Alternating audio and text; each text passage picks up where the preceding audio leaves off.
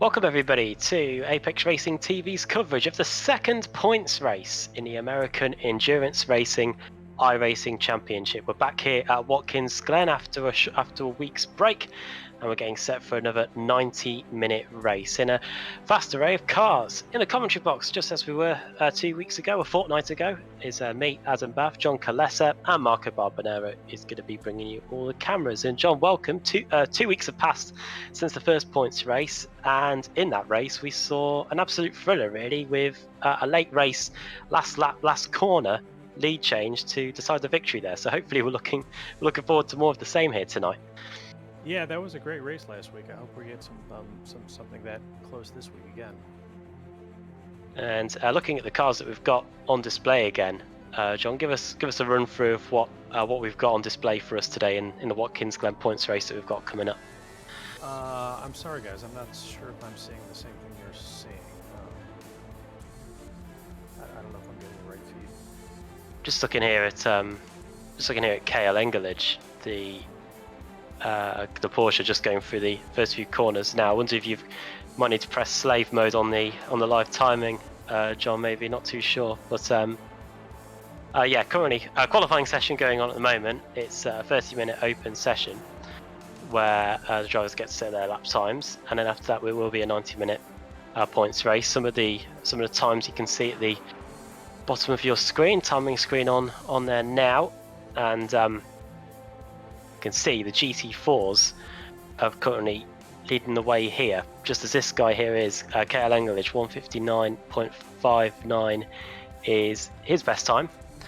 Then after that is Christopher Pates, then Chris Ferragonio, and then Rafael Torres, Max Wobbles, Michael Keogh, Darren Treacle, Sam Court, Richard Ashe, and Kel Fortenberry, and those are all in the Porsches. So after that, we've got some of the Audis represented. There'll be the TCRs. You've got Stone, Michele, Rallo, and Kanash, all running in the Audi TCR cars, and a majority of them driving in the Porsches. After that, we've got one class slower, and that will be the VW Jetters. So we're watching out for that one. We've only got just under 8 minutes left in this qualifying session, so not too long to go for these drivers to set a time. It is probably just over around a 2-minute lap around here. So not going to have too much longer to set a time. Here is Christopher Horton. We're looking at here is putting a few purple sectors, and he's gone top of the tree in the Jetters. There you go. Familiar sight from last week. Oh, sorry, 2 weeks ago. Plus in a 2:11.785, 9/10 of a second ahead of Forbes. Lee about 6/10 of a second behind him.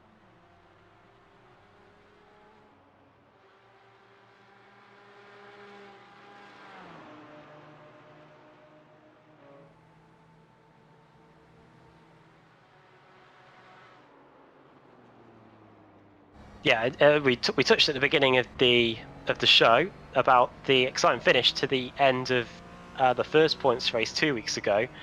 It was decided with a last corner battle in the Porsches. It had been building up to that for the entire race. There were a few pit stops for potential penalties and whatnot, and it meant that things got pretty exciting towards the end. And hopefully we'll be able to see more of the same again here as we ride on board with John Schaefer, one of the Porsche drivers.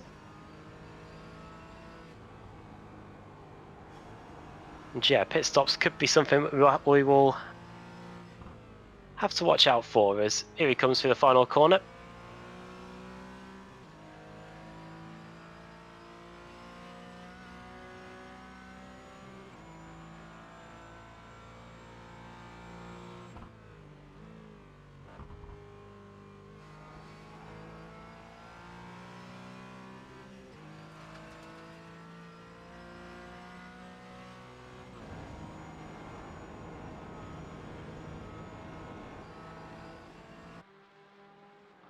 And here's Kale coming into the final corner then. 1:59.55 is his personal best. It was set on the previous lap. Another line he goes. Is he going to be able to improve on that? Or is that just going to be an out lap? It was a slightly slower lap. 2:01.434 was the time he set there.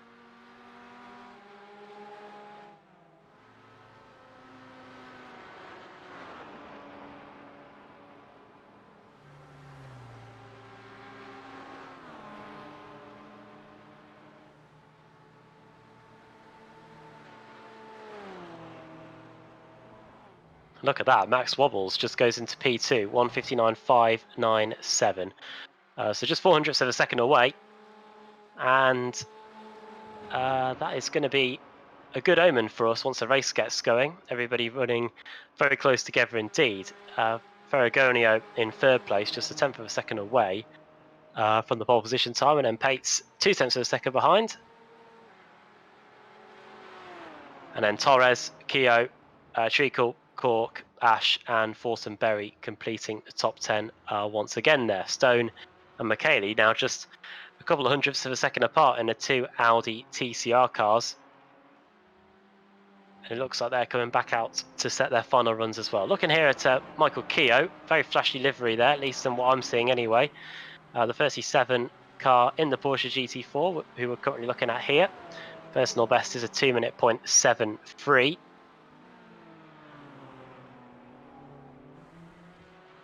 And that was set on his last lap as well. Looking here as he comes up towards the end of the boot section.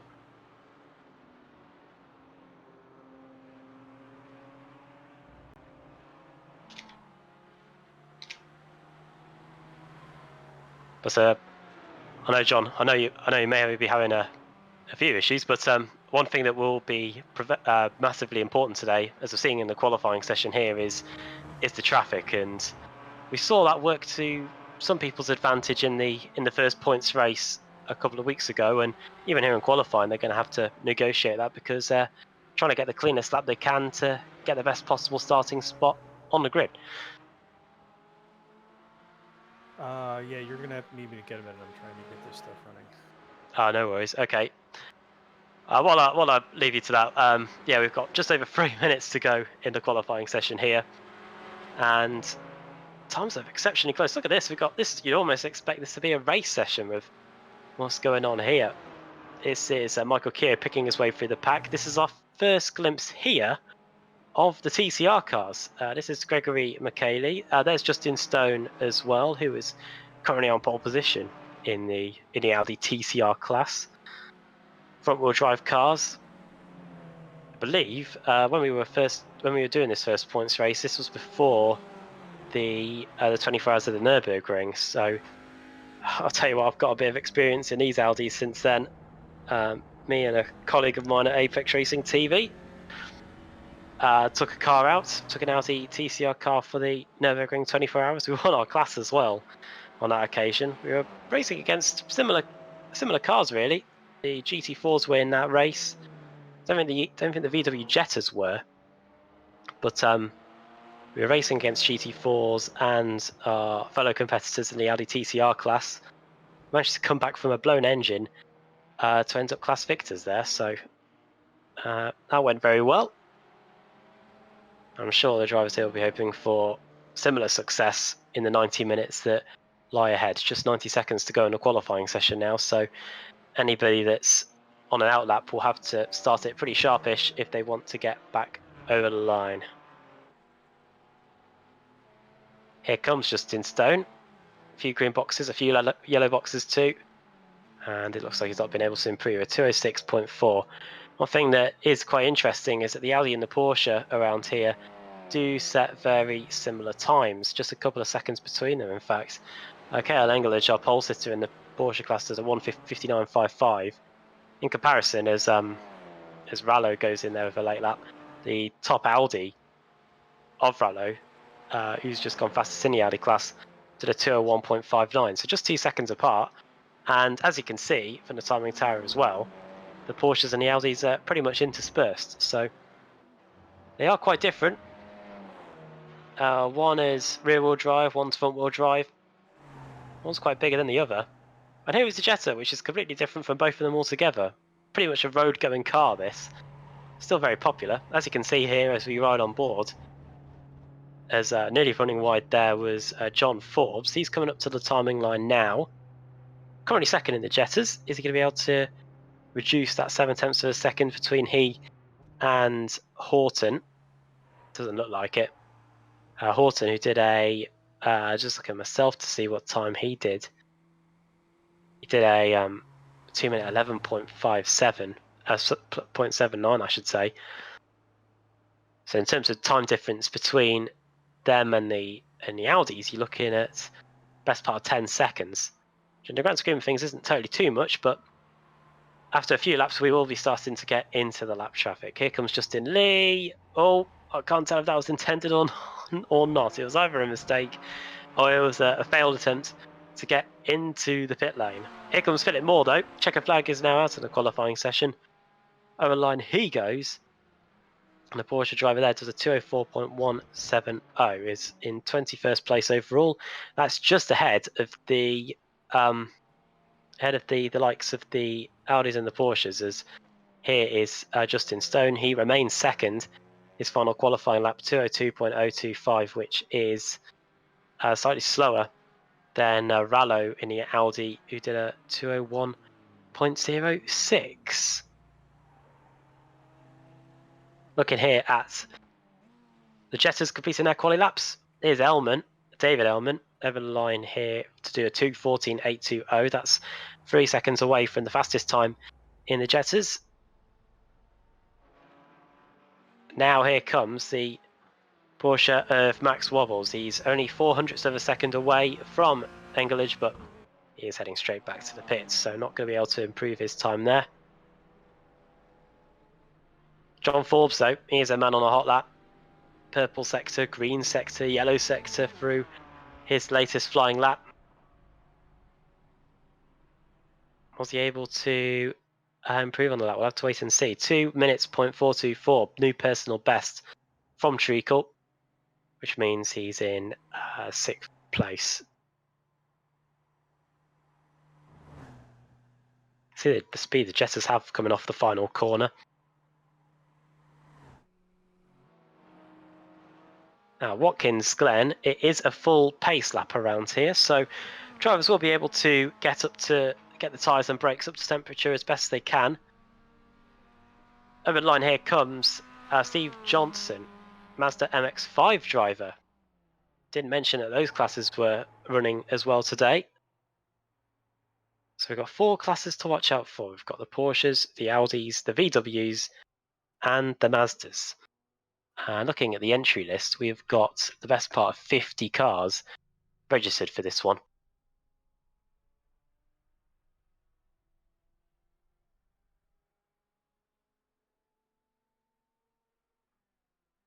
A few more cars just circulating at the moment. We've got Scott Rosen and, of course, Peter Fiadakopoulos there. 2 classes in total, of course, 4 makers of cars, I should say. We've got the Porsches and the Audis, and then the Mazdas and the Jetters running in 2 classes. We've got 4 makes of car here today, just clearing that up. Now we head down to the grid. So we'll see who is starting where for the second points race in the American Endurance Racing iRacing Championship. We had the first points race 2 weeks ago, getting set here for the second one. Another 90-minute race as well. And at the moment, and starting on the pole position for this one is going to be Cale Engelage, time 1:59.553. Max Wobbles after that, 0.04 of a second behind. And it's Chris Ferragonio in 3rd place from Pennsylvania, Christopher Pates in 4th, Rafael Torres in 5th, and then 6th, Darren Treacle, Nelson Kenash, Michael Keogh from New Jersey in 8th, not too far away from this track here in Watkins Glen. Christopher Rallo in 9th, and Sam Corker completing the top 10. Kevin Petronis in 11th, then Richard Ash in 12th place. 13th for Cale Fortenberry, Eric Pennington in 14th place, Taylor Handwerk in P15, Justin Stone from Pennsylvania in 16th place, and George McKaylee in 17th, Robert Gagliardo in 18th, Mike Shell 19th, and completing the top 20 is Ali Salih.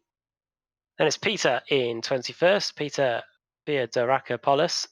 Then Philip Moore in 22nd, Paul Sparta in 23rd place, and then from the other side of the states, West Coast, John Schaefer there, sorry. Justin Fouts in 25th, then Mark Petronis in 26th place.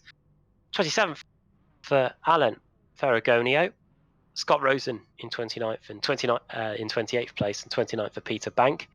Then we move into the Jetters and Mazda classes, or class I should say.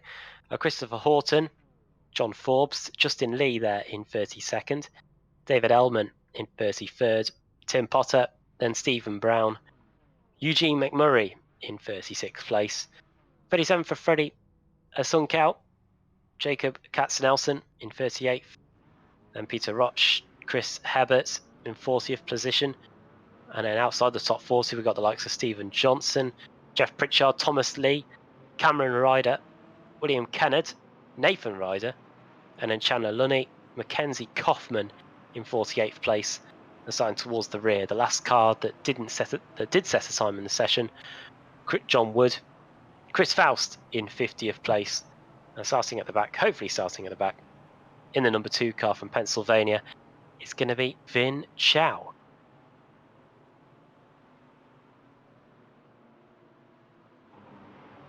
Cars working their way around Watkins Glen circuit, getting ready for the second points race here in the American Endurance Racing iRacing Championship.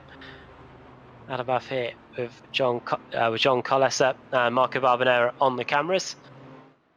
And drivers now starting to weave about on the back straight, getting the tyres and brakes up to temperature before we get going here at the Glen. It's the same layout as the one we were running 2 weeks ago. So we've got the back straight here into the bus stop chicane. I believe, John, you called it the inner loop when we were here 2 weeks ago. And then we've got the boot section as well. Good test of overtaking and speed through that section, and then back onto the what is known as the cup layout for the final few corners and to complete the lap. And if you think once the boot section is out of the way, you're in the clear. After that, you've got the two final corners to get through, and there was a lead change there on the last corner of the last lap in the first points race. So do not go anywhere for the duration of this 90-minute points race, because anything could happen right up to the closing stages. There will be a few pit stops as well throughout this one. We will try our best to keep you up with all of them as they take place. And if you're just joining us, as you saw from the graphic at the top of your screen briefly, we have got 2 classes of competition spread across 4 makes of cars. We've got the Porsche and the Audi in class 1, and then in the second class we've got the Jetters and the VW Jetters and the Mazda MX-5s. And there are the Jetters leading the second class of cars around Watkins Glen International Circuit. What is quite a decent day around here.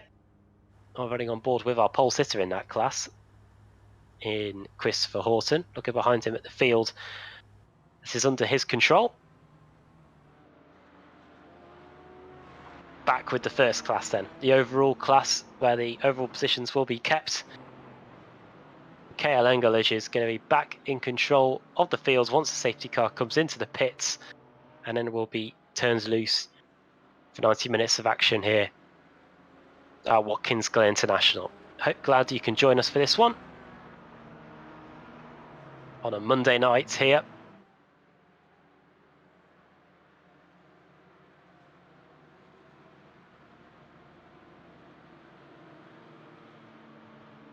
Safety car coming into the pits then, getting set for the second points race here in the American Endurance Racing iRacing Championship.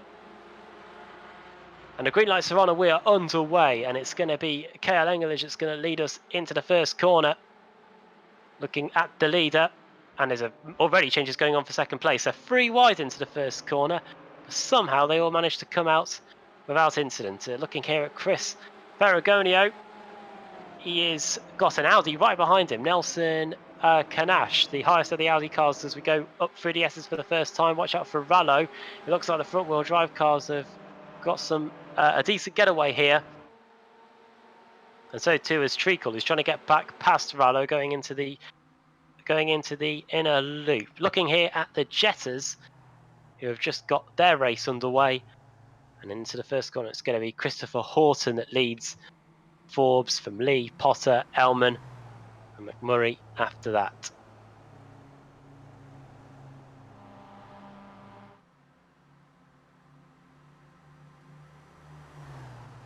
Clean start by everybody. Back to the leaders who are just going into the boot section for the first time.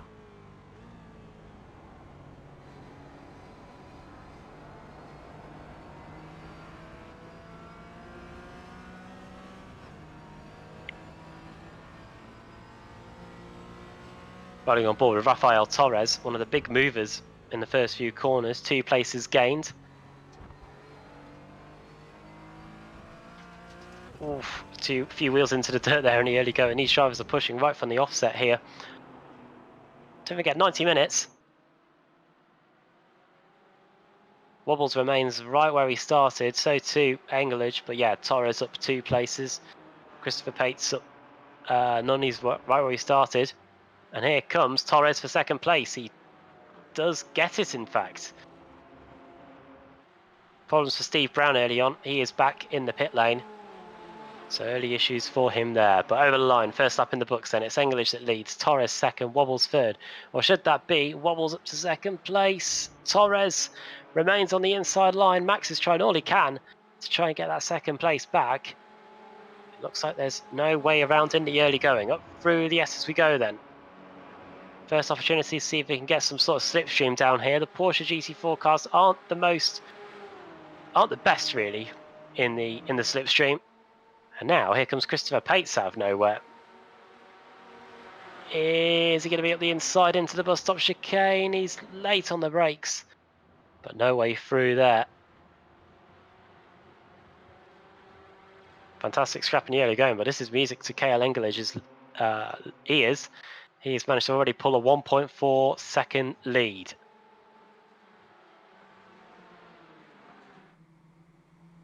Here are the Jetters then. Quite a difference in noise compared to the first class of cars anyway. Even the TCR does make a fair amount more noise than these Jetters do. We're riding on board here with John Forbes, second in class. He's got Horton in front of him.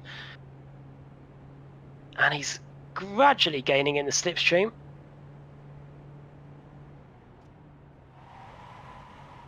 Got the tyre squeals are more prevalent than the actual engine tone.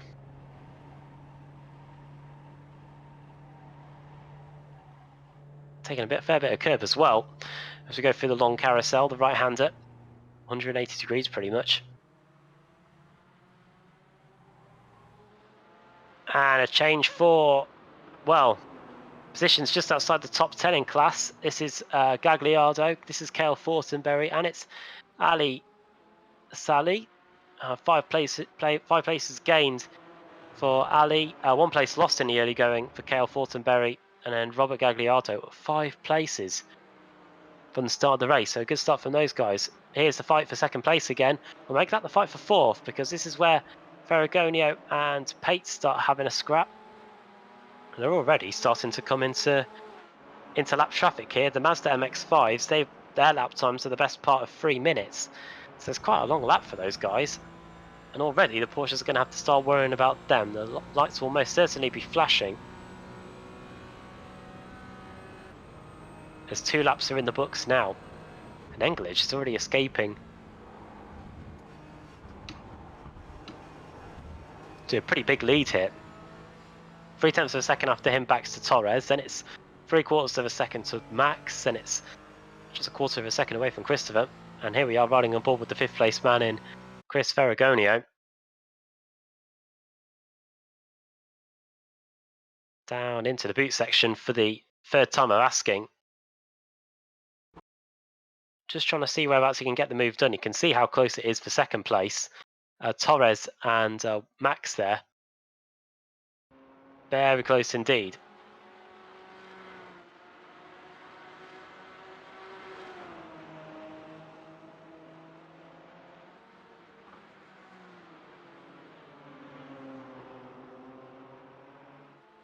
Ferragonio then. who started in 4th place, is right where he started now. But Ferragonio, who's lost 2 positions since the start of the race, he was one of the cars involved in the free wide action we saw earlier at the first corner. He's trying to get some of those places back. Through the penultimate corner we go. Now into the 90-degree right-hander to complete the lap. Onto the front straight we go then. Fastest lap of the race by Chris. 2 minutes, 0.26.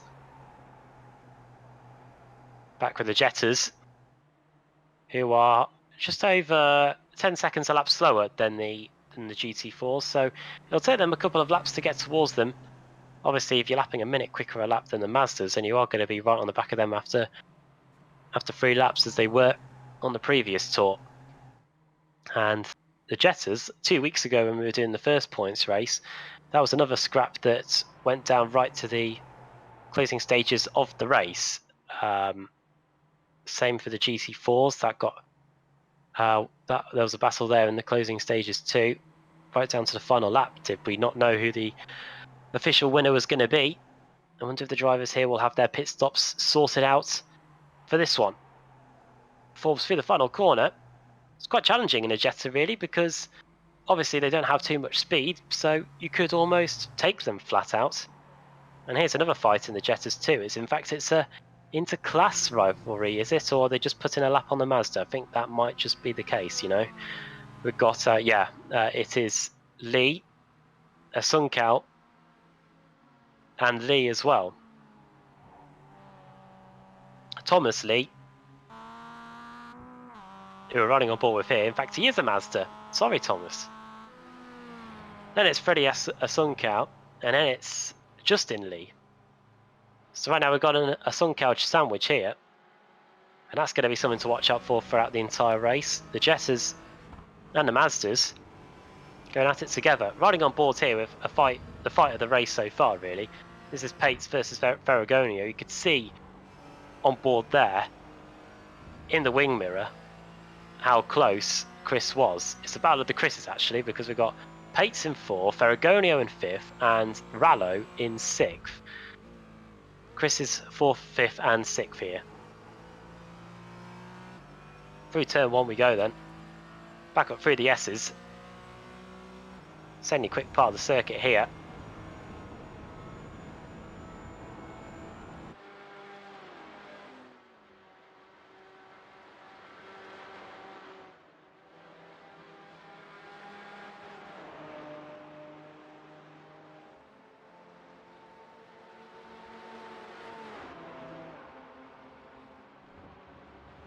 And now looking at Sam Cork. This is a 3-car scrap for 7th in class. Hanverk in the bright blue car in 7th place. Has had a very good start to the race so far as Taylor. 8 positions gained.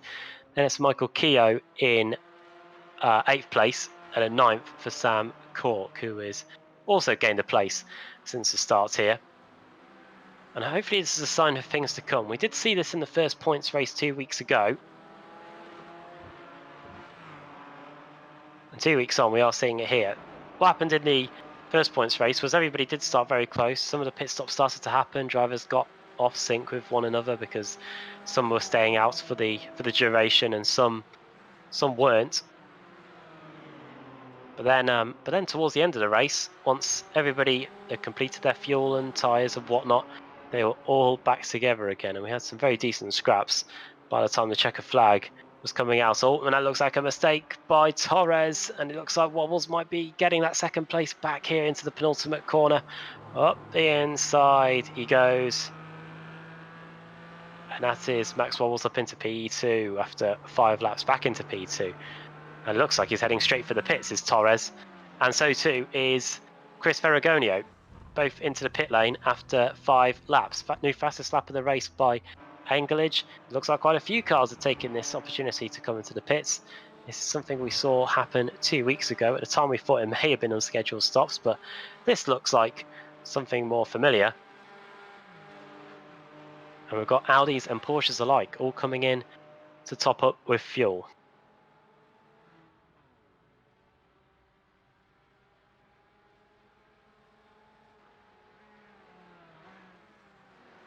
about 3 or 4 cars then in the pits. What this all means then is that this guy continues to lead, 3 seconds ahead of the next best car. Max Wobbles is now in P2. Then it's Christopher Pates, Taylor Hanvert, Michael Keogh completing the top 5. And now you can see the difference in lap times.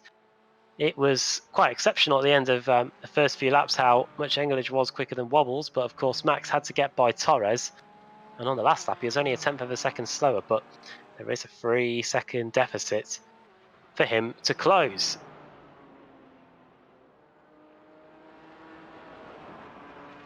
Just approaching the quarter-hour mark here in this second points race.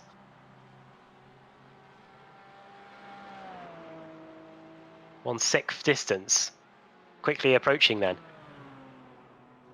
And I wonder if Engelich might be fancying his chance of coming into pit this time. Do you know, I wouldn't blame him, because look at all that traffic in front of him. Jettas and Mazdas alike. And I'd rather go in the pits and have to avoid picking my way through all this mess. There's an Audi TCR car in there too. Oh, and there's a Mazda going off. Not too sure who that was. It might have been, oh dear, and has he collided with somebody as well? I can hear some sort of crashing. Here's a replay. Oh dear, well that's 2 Mazdas going off. That was Chandler Lunny and I think William Kennard that went off. Yeah, there you go. There's the 018. And that's what happened to Chandler Lunny, the man from Carolina. They're bringing NASCAR back in a couple of weeks over there. But he's just trying to find his way back onto the circuit. I wasn't the best of rejoins by one of them either. Engelich has stayed out. And he's in for a wild ride up through the S's here. He's managed to get past 3 or 4 of the Mazdas. And it's nearly collided with one of the Jettas. And look at that. In a blinking of an eye, the 3-second gap between he and Wobbles is completely gone. And now Max fancies his chances of getting the lead into the chicane here. No way through around the outside there. And now into the carousel.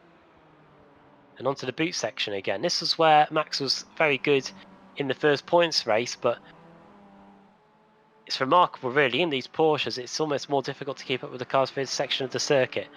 I was having a look at some of the GT4 races that were going on the iRacing service a couple of weeks ago, one of which was taking place at Silverstone, and the amount of understeer that quite a few of the cars were getting was quite extraordinary.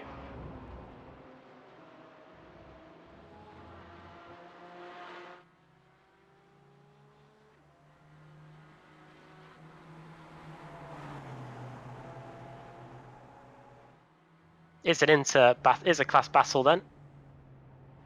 These are the Jettas, Horton, Forbes, Potter through the final corner.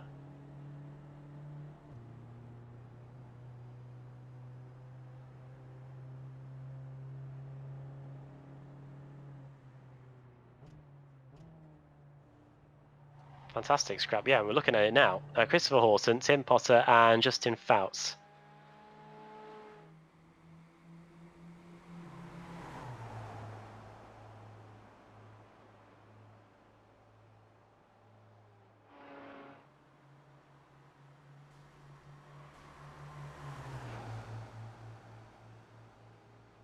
Quite a few cars in the league class coming in now. Engelich in, Wobbles in, Hanverk in, Cork in, Pennington in, Keogh in.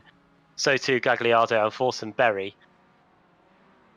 That's in fact the whole top 10 are in. So wonder if there'll be an opportunity to see and just see if anybody else that came in earlier will be able to benefit as we go back to the insane scrap here that we're looking at in the Jettas.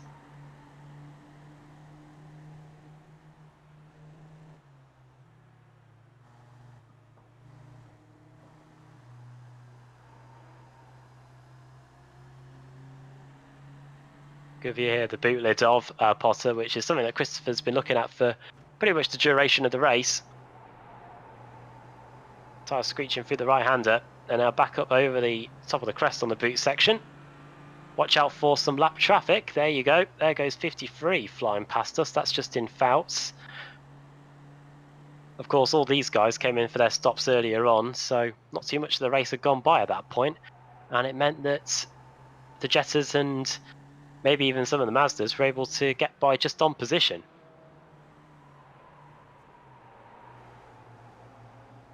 Through the left-hander we go. Out of the boot section, back onto the cut layout and into the penultimate corner.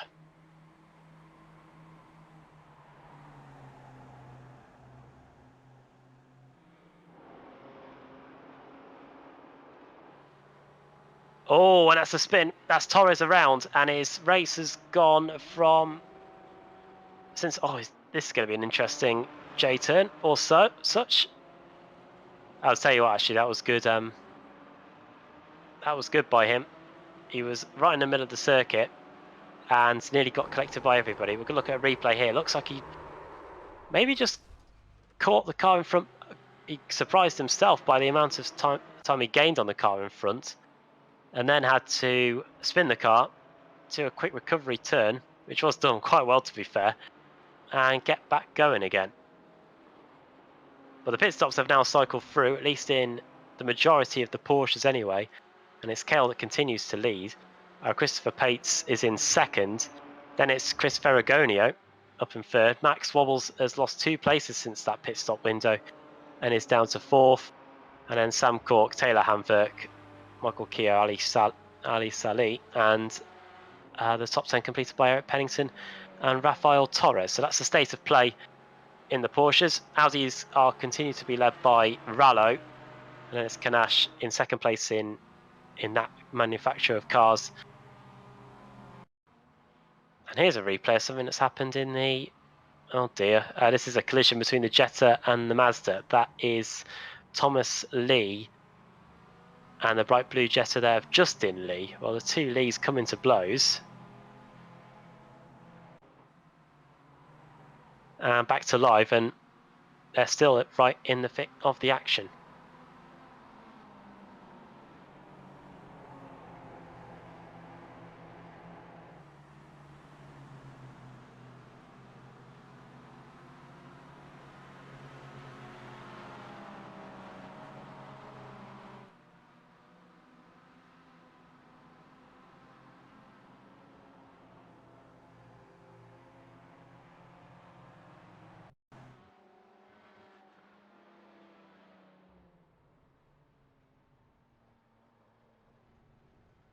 Here's a replay here of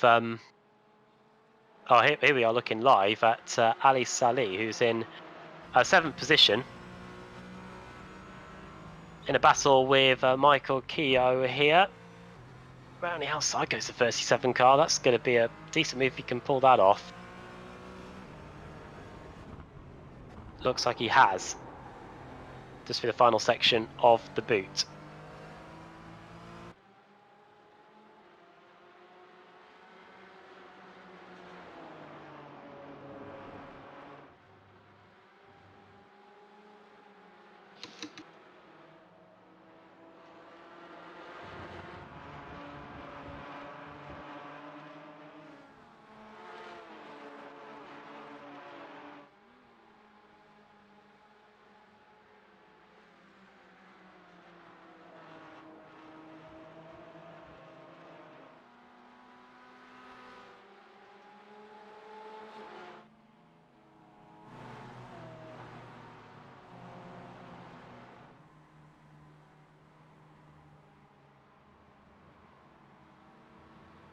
Fight for sixth going on in the Jetta and Mazda class here between the likes of Lee, Herbert, Asuncao, Elman, Pritchard, Lee and Johnson.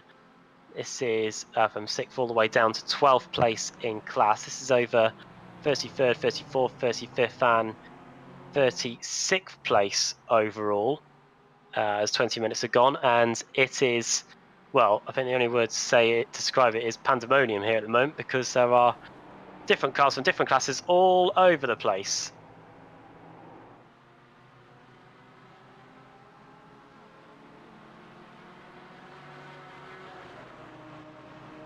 Just trying to pick them out is difficult in itself, but there is Ferragonio. He's got, he's got Max just a couple of tenths a second away. They're still trying to pick their way through it. Cars going either side of a Mazda onto the top of the hill. And they're still going at it now. This is a fantastic scrap for third place in class. Ferragonio, I think at the same time, is trying to defend from from Max and trying to get by the lap traffic too. Great to watch here in the fight for a spot on the podium after the first round of stops.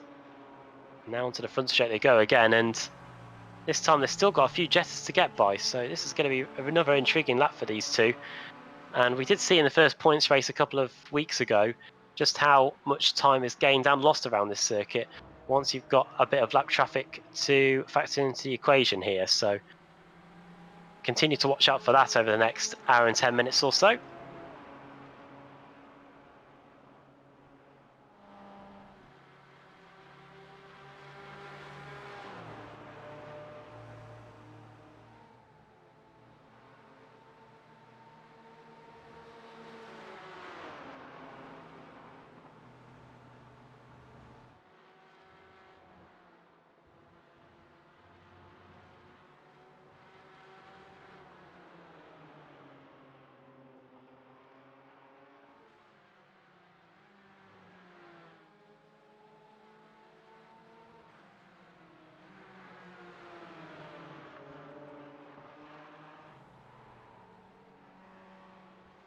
Back onto the boot layout we go. Ferragonio is last time around 2:05.19, which was just a couple of tenths of a second slower than Kale. So despite going through all the traffic, they were able to set pretty decent lap times there. And now it's a free car scrap again. Pates has been reeled in quite a bit. He was quite slower on the last lap than the cars behind him, so that's why he's been drawn in so quickly. And just news that Justin Lee, after that contact that we saw on the replay, has been given a stop and go due to the contact. So not too surprising there. That's a shame for him as well, because a stop and go penalty around here, a circuit that is so quick, will see quite a lot of time lost. So, oh my goodness me, there's a car in the middle of the track. There's a Jetta off there with quite a lot of damage. That looks like it could have been John Wood or Tim Potter. Let's have a look at the replay. It was Tim Potter. He was up in the top 3 in the Jettas, so this is going to be a massive issue for him. Oh, he gets, looks like it understeered wide through the penultimate corner. Then when he tries to catch it, it went off into the wall. Fortunately, hit it square on, and it means that he might just be able to carry on without having to make a visit to the pits. But here comes second, third, and fourth again, flying through the S's.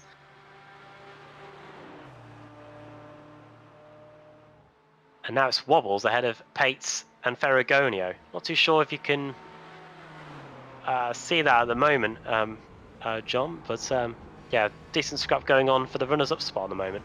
I can't see that, guys.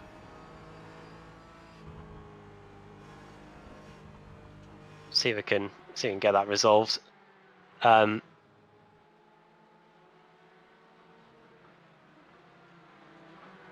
Some big positions have been gained in this one so far. Robert Gagliardo, 10 places gained for the American, up 10 places since the start of the race, up in 8th place now. Then more places gained for Paul Sparta. He's up 7 places to 16th.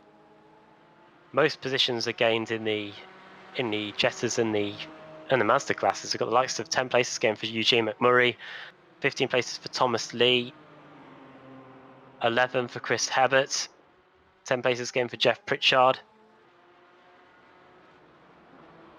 A lot of places gained in that class already. But here is Tim Potter, who's carrying on, and despite the crash, he's still in third place in class.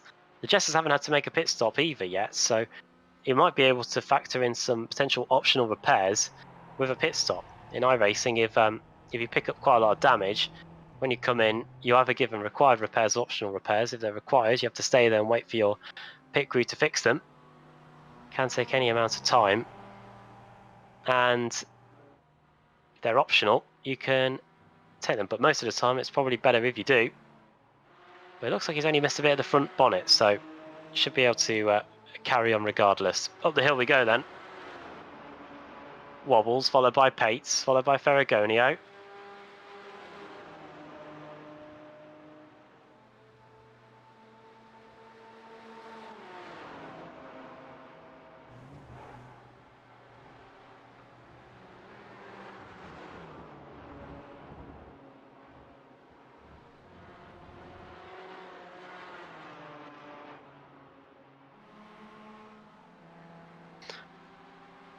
And here's a spike for 15th and 16th. Ferragonio, Sally as well. Taylor Hamverk in 8th place. Here's a replay. Oh, it looks like Taylor's had a spin. Here we go, into the inner loop. Oh, maybe it looks like he might have clipped the inner curve, not too sure.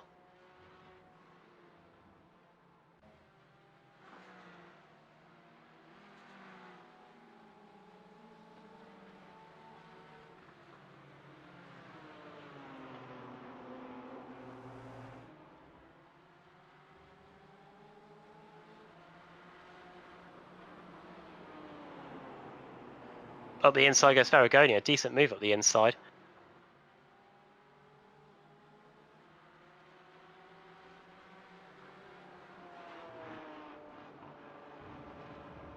Now he can set his sights after wobbles.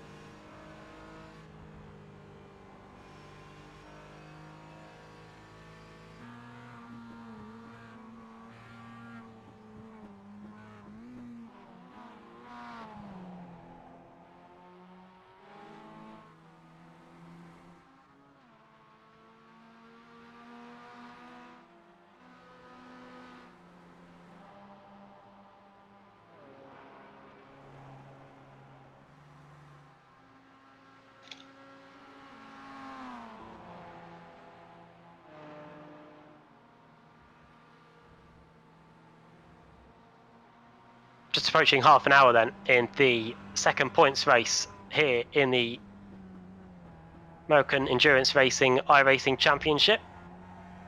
Running on board here with Chris Hebert in 30th place overall, 13th place in class. So should I say 13th place in the Mazdas. He is he's just behind Thomas Lee. Riding on board with him as we go through the section of the boot. And even in these cars that aren't maybe as quick, you can see how sideways they can get. These cars run by rookies in the iRacing service and the official series. Do a few races in that. If you have a few clean races, maybe get a win or two, you're then promoted up to the D license when you then start racing in the Skip Barber series with slightly quicker cars, a bit more aero. They're very quick in a straight line once you get a bit of a tow. And Hebert here, he's not too far away from launching an attack on Thomas Lee. You can see the two classes on the left-hand side of your screen. Blue are the Porsche GT4s and the Audi TCR cars, and then the cars in red on your timing tower, those are in the VW Jetta TDI, pretty much a road-going vehicle, and the Mazda MX-5s. And it looks like we're starting to see a few pit stops in the VW Jettas as Horton and McMurray have both come into the pits.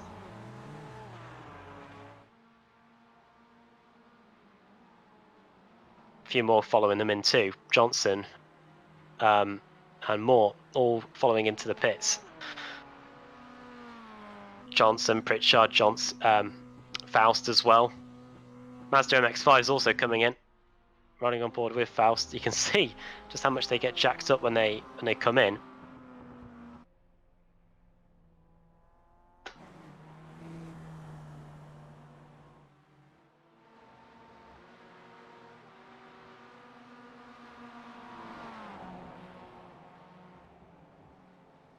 And we continue to look here at Chris, who is up 12 places since the start of the race.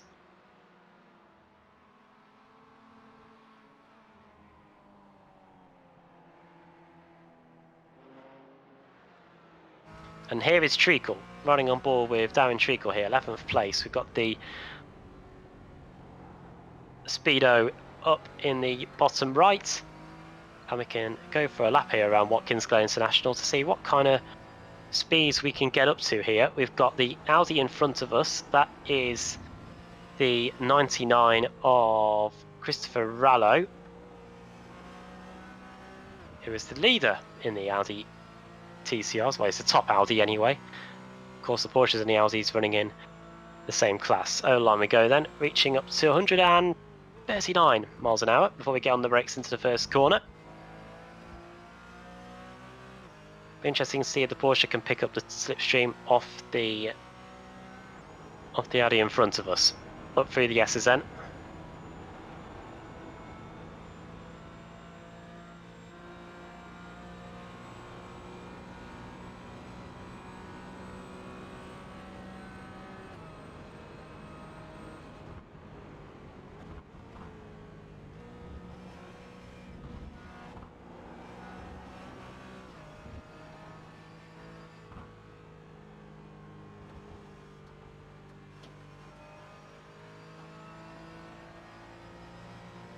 Audi runs wide, in fact, there.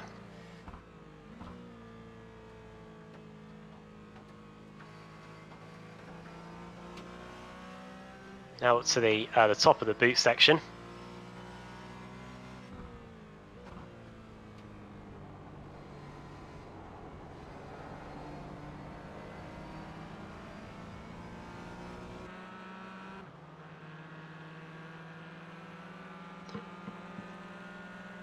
And what we're really getting to see here is that the Audi is almost an identical match to the Porsche in terms of speed around here. And Treacle is almost struggling to get by. This in reality is a fight for position after all. Fight for 10th and 11th. Into manufacturer scrap here between Audi and Porsche. They're coming up on a Mazda MX-5 to lap. And it nearly goes into the wall in the process. That is Paul Sparta that they're coming up on. And he's almost out of control going through the final corner. Looks like he might have just either hit the wall or missed it. Not too sure. Over the line we go. That's a lap here around Watkins Glen. With Darren Treacle following an Audi TCR car. Look who's behind him. He's got Cale Fortenberry. Didn't really see that when we were on board with him. And now here comes Cale up the inside. Thought he'd be able to get the move done there, but looked like it didn't in the end.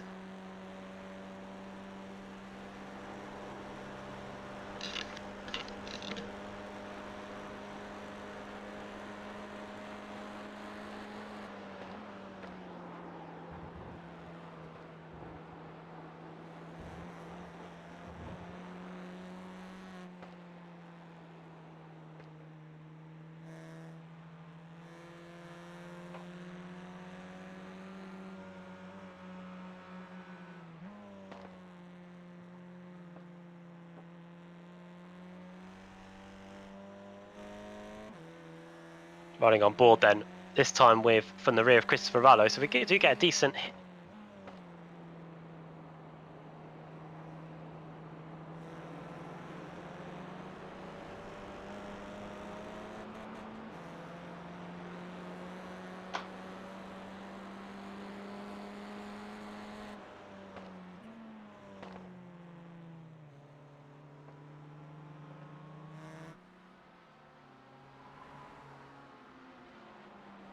Up to the top of the boot section we go.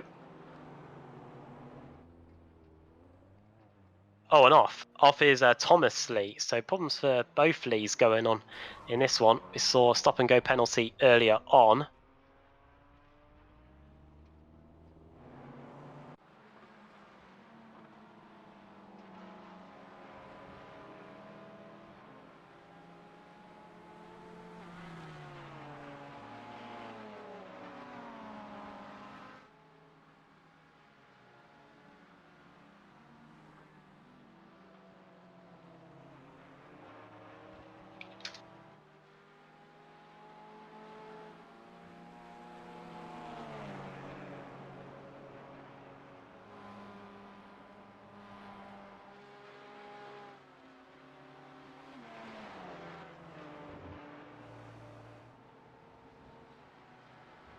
And Christopher Rallo now still remains the top Audi in the field. Michael Keogh, 6th place. He has got Taylor Hanvik for company. Just 0.4 of a second between them. Last time around, 2:01.79 for Michael, 2:01.37 for Taylor. And these two have been pretty close to each other for the duration of the 36 minutes that we've had so far. Less than an hour to go. Fantastic exit from Taylor Hanvik there. It looks like it's going to be able to get by Keogh down the back straight. It looks like it might just about work. Fastest part of the boot section this. Hard on the brakes. And the bright blue Porsche is able to get the move done. So that is a textbook move. Taylor Hanvik has been a man on the move since the start of the race. 9 places gained. And that is another one to tick off. He is up into the top 6. The next car on his list is Sam Cork, who is 3.4 seconds away. I'll have to work harder after that, because then it is Christopher Pates, who is then further 14 seconds up the road. So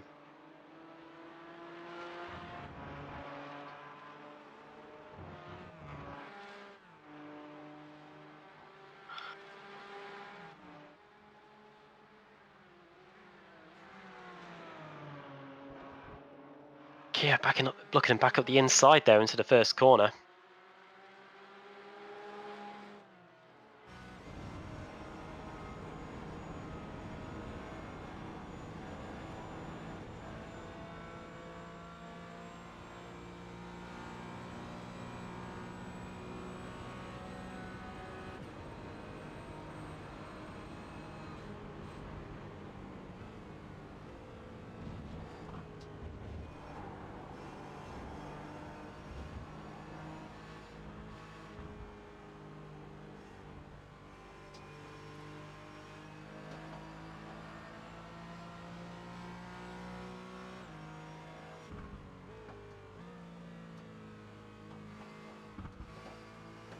Decent view of the engine. Decent listen to the engine sound through the left-hander here. Keogh, last time around 2:02.30, just over half a second slower than a Taylor on that last lap. Oh, more Porsche, more Mazda traffic to deal with here. Keogh might be able to get the position back, you know. It could be roles reversed if this time a lap ago. This is where Hanvik got the place at the inside. Keogh maybe slightly earlier on the brakes than Hanvik though, and that might just work in Taylor's favour. Round the outside goes the bright blue Porsche. He might be able to get the move done back up the inside into the left-hander. Yeah, so Taylor able to keep Michael at bay for now. I think he needs it maybe just to be a bit more committed on the brakes there.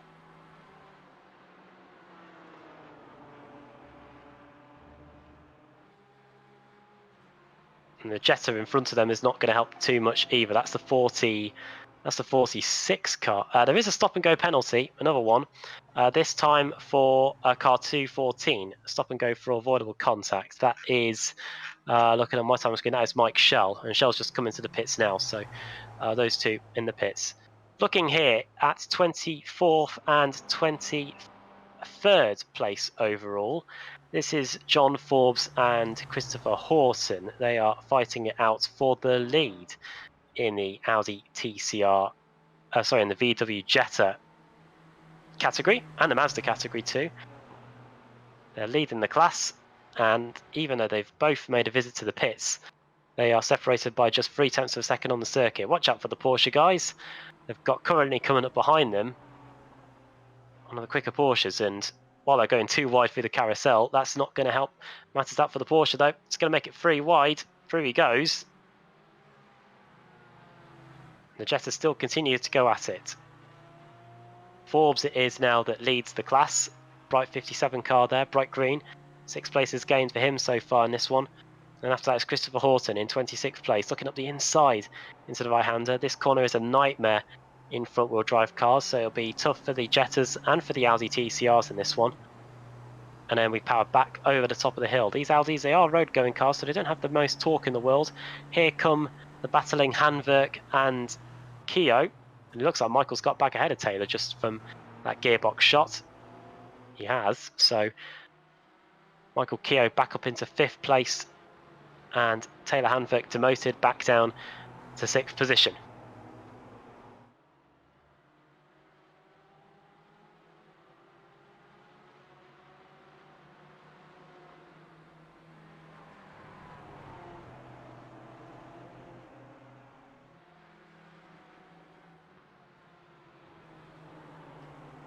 Oh, very wide there through the final corner. We've got another car off. The inner loop is proving to be a tricky spot for many people today. This here we're looking at is John Wood, who has just gone off at the entry into the chicane.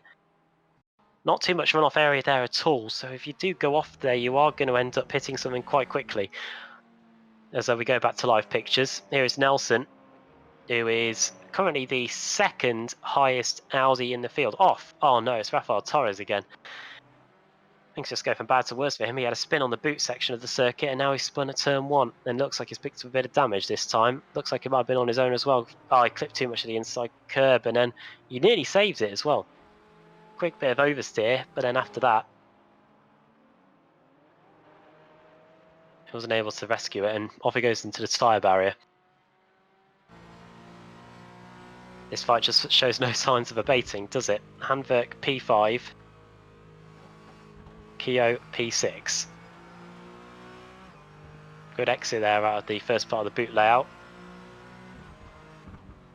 Does look at the inside, and in fact he might have just forced Taylor into Taylor into a mistake. Oh, off. That's Alan Ferragonio. Now he was trying to get past the two Jetta leaders, but there isn't much grip out there.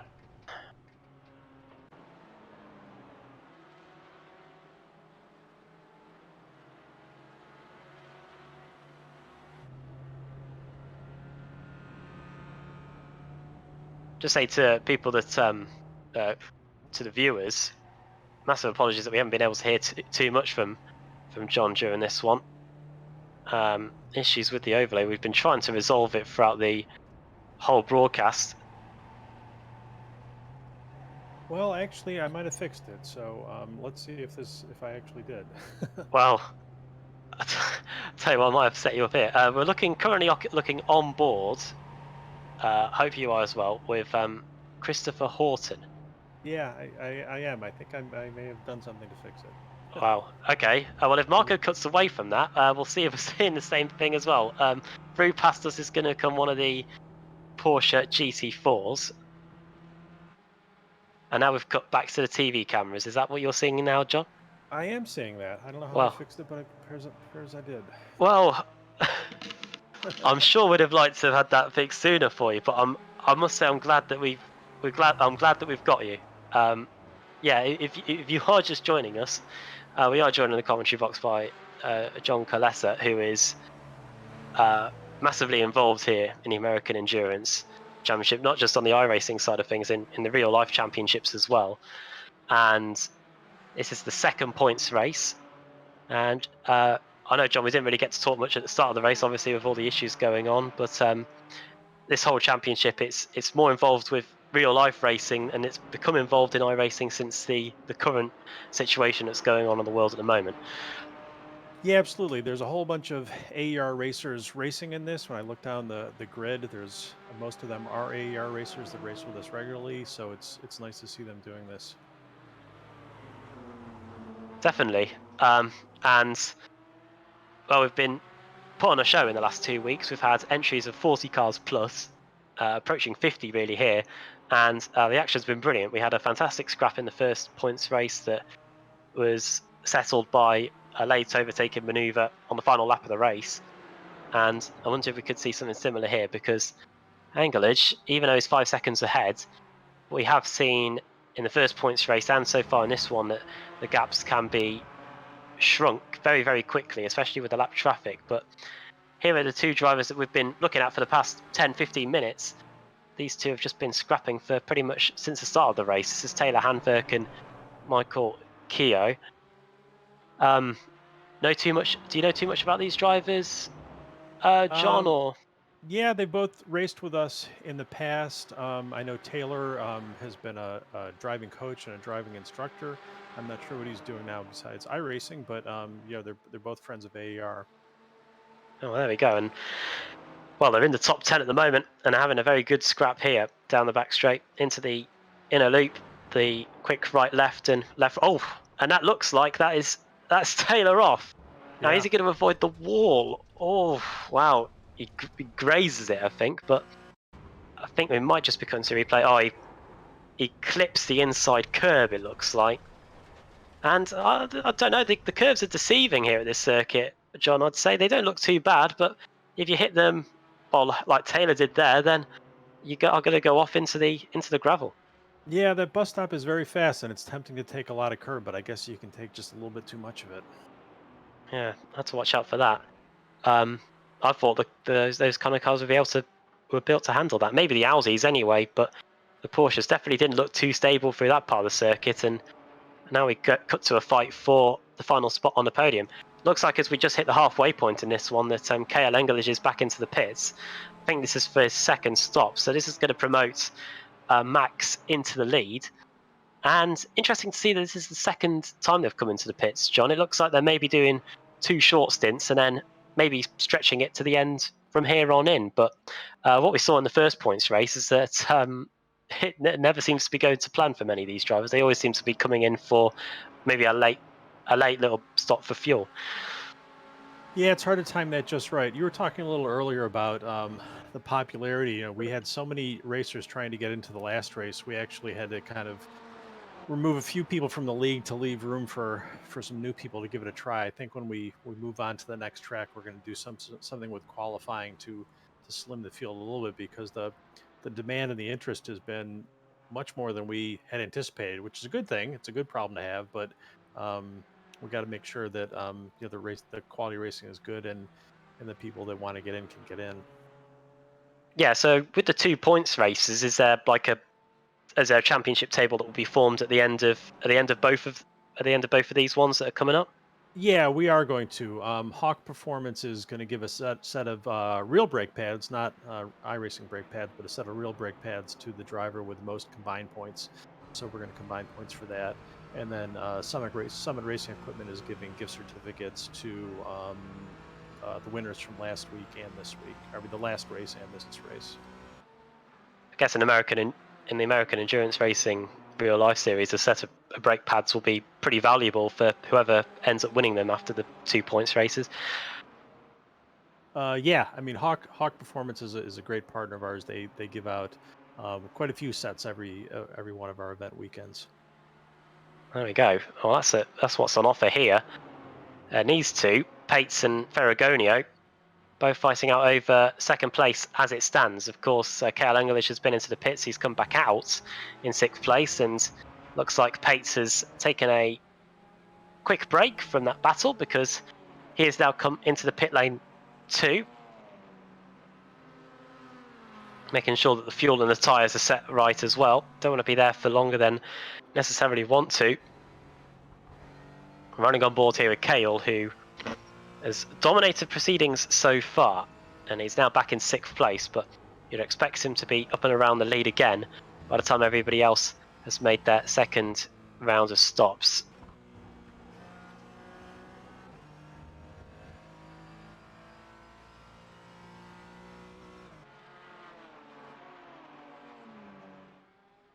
The class of cars that we've got racing today, John, are they quite similar to the ones that you have in the championship in real life? A little bit. AER has a lot of BMWs. We don't have any BMWs Oh racing yeah. today, so there's an awful lot of BMWs that race with us. But we do have some Audi TCRs that have started racing with us, and Porsches, and of course Mazdas, and there's a couple of Jettas. So it's somewhat representative, but not exactly. And is Watkins Glen a circuit that you tend to go to It is. in the real life calendar as well? Yeah. Yeah, we go there every year for a 3-day weekend. Our event this year was canceled because everything was closed down in New York State. So we didn't get to go there this year. But yep, we've been going there every year since we started. What are the other tracks in the States that you guys go to throughout the calendar year? I'll see if I've heard of many of them. Do you go to Virginia International Raceway? We don't go to VIR. We have been to VIR, but we're not going this year. We started out at Road Atlanta, Oh yeah. and then the Glen, and then where else are we going this year? Mid Ohio, Yeah. Summit Point, Pit Race, and New Jersey Motorsports Park. Oh nice. Yeah, good selection I'd say. Is it's something you don't see too often or at least in the first points race or the second points race, and it's Kale English getting challenged for position. It's Darren Schreikel that's trying to get by him here. both of them feeding their way through the VW Jetters. And now through the penultimate corner they go. I think Treacle, has he been into the pits for a second stop? It doesn't look like he's been in yet. So I think he might be making a trip to the pit lane very soon indeed. Is he going to be coming in this time? No, he decides to stay out for another lap. You can see on the timing tower on the left-hand side of your screen just how many cars have made their second visits to the pits. As we quickly approach the hour mark here, getting past some of the Mazda MX-5s.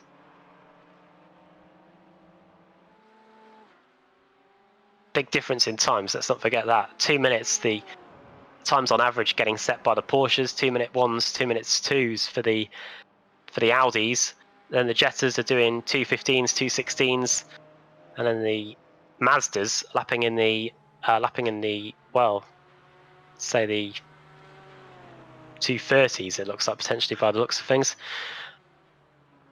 Here is Max Wobbles then, continues to lead.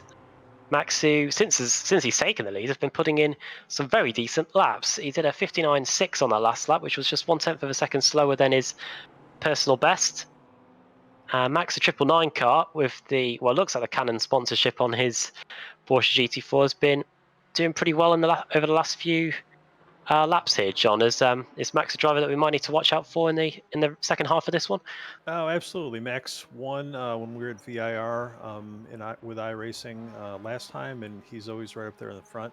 And curiously or interestingly, the one of the Porsches that Max races with us has that livery. They have a Canon livery on their Porsches. There you go. That's brilliant to see that they've been carrying this over into the online iRacing series. Yeah, the team name he races with is called Loose Cannon, and the cars have Canon liveries. There you go. That's a brilliant play on words as well with the sponsor, I guess. Oh well. Off there is one of the Porsche GT4s as it tries to negotiate some of the lap traffic. I think that was Ali Shali, I think.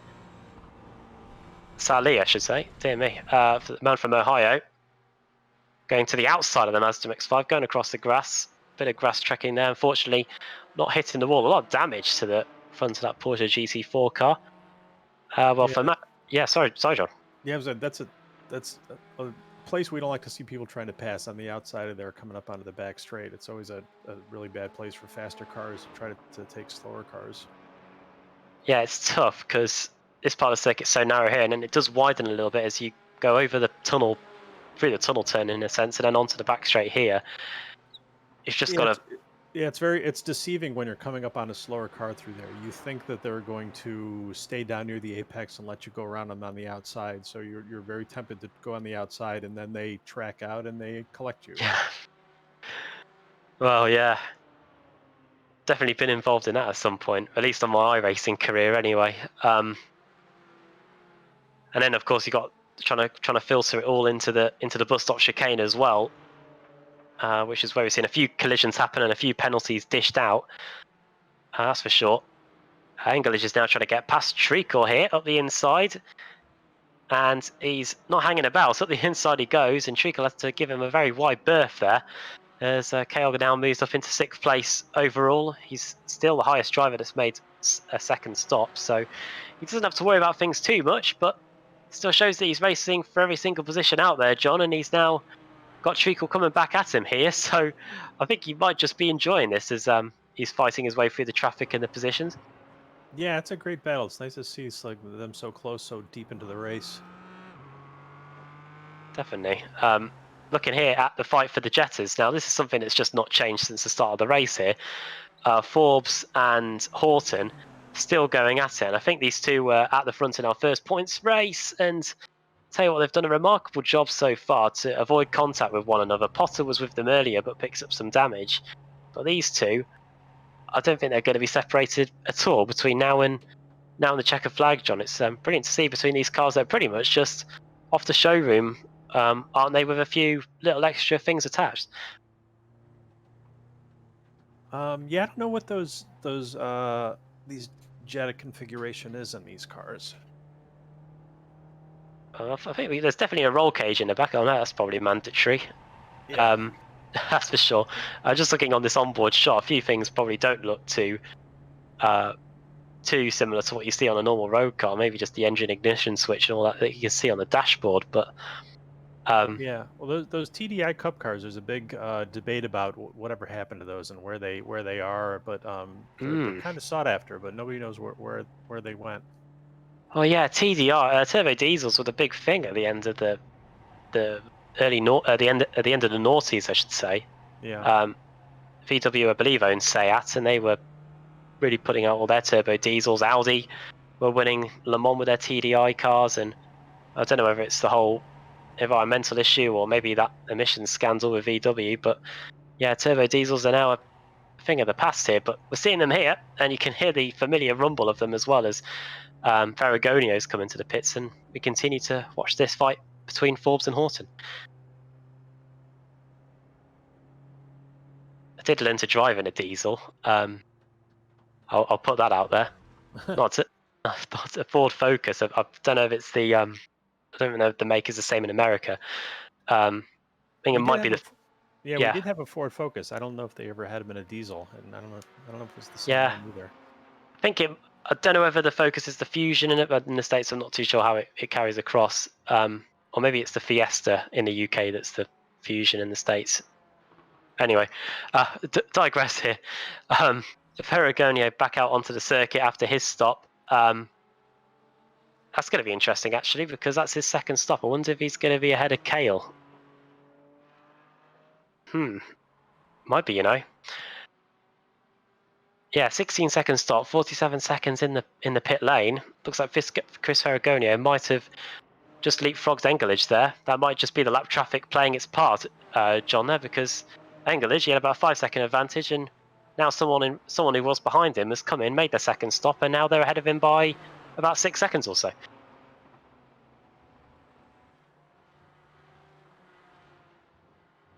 Something we probably have to watch out for. I guess the traffic around here is going to be so important that it could make or break a race for many of the drivers here. So Yeah, Engel- if they time their pit stop when they're in a lot of traffic, it could work out well. Or ooh, that oh was yeah, oh dear, oh that no. caught them. Oh, well, that was Hanver getting a massive slide, correcting it, and then going inadvertently into the path of Kale English. There was a bit of contact between the two. It doesn't look like any front end damage on the Porsche GT4 there. And I tell you what, John, this isn't going to help matters for Kale anymore, because here come the likes of Max and several others coming into the pits, and this is just going to hold these two up even more. Yeah. Well, we'll have to wait and see where Kale is at the end of all this. I'm intrigued to say the least, see where all this is going to happen. Kale's still got to get by one of the Jettas here. The bright green and yellow car there, the Jetta that he's just passed there. Wobbles is now coming out of the pits, so there you go. He's going to be resuming in the lead, quite comfortably, in fact. Where is Chris in all this? I think he's about 7 seconds behind. There he is. So, well, the race order has been turned on its head in the space of about 15 minutes. Kale Engelage came into the pits for his second stop, had about a 5-second advantage. Now it's all completely changed. With Max Wobbles now your effective race leader, then it's Chris Ferragonio, then Christopher Pates, then it's Kale, and then it's Kale Fortenberry, but he's yet to come into the pits for his second stop. Treacle and Hanverk both coming in for their second stops now as we're entering the final third of the race. Yeah, I wonder how much he got held up by Taylor there when Taylor got a little sideways and he couldn't get behind him. I wonder if that's what really wrecked his lap. Yeah, it wouldn't have helped. Definitely a track like in that part of the circuit anyway, which is quite quick indeed. Come back to the Jettas, where the tyre squeals over, almost deafen the engine tones here. Over the crest we go, looking from the front bumper of Horton. These guys have been into the pits. They came in on lap 14. They themselves are on now lap 26 of the race. Sorry, lap 27, I should say. 3 laps down on the leaders.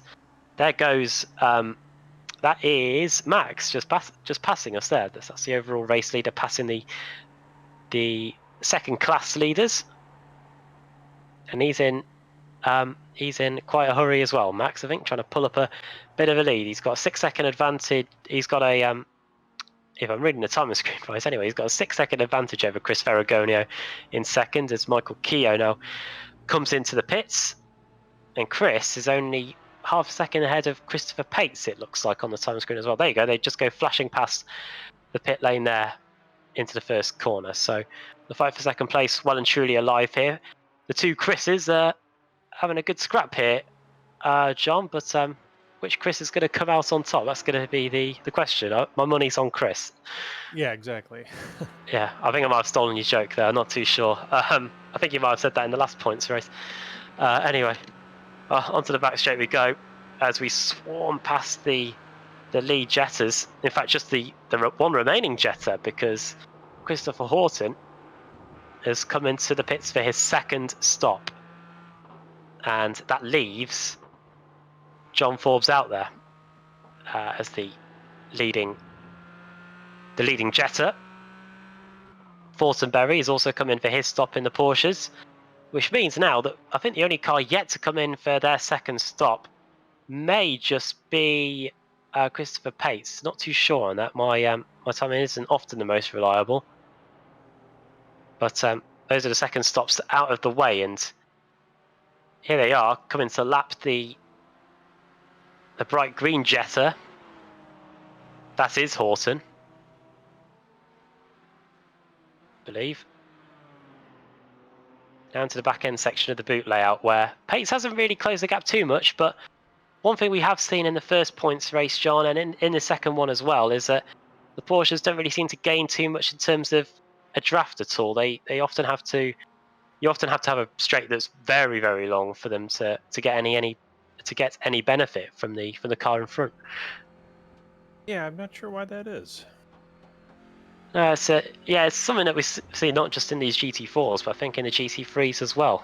Not too sure on that. When you sit behind a Audi on a straight, or maybe even the Jettas and the Mazdas, seems you're able to pick up a lot more straight line speed if you're following the car in front, as opposed to when two Porsches go at it.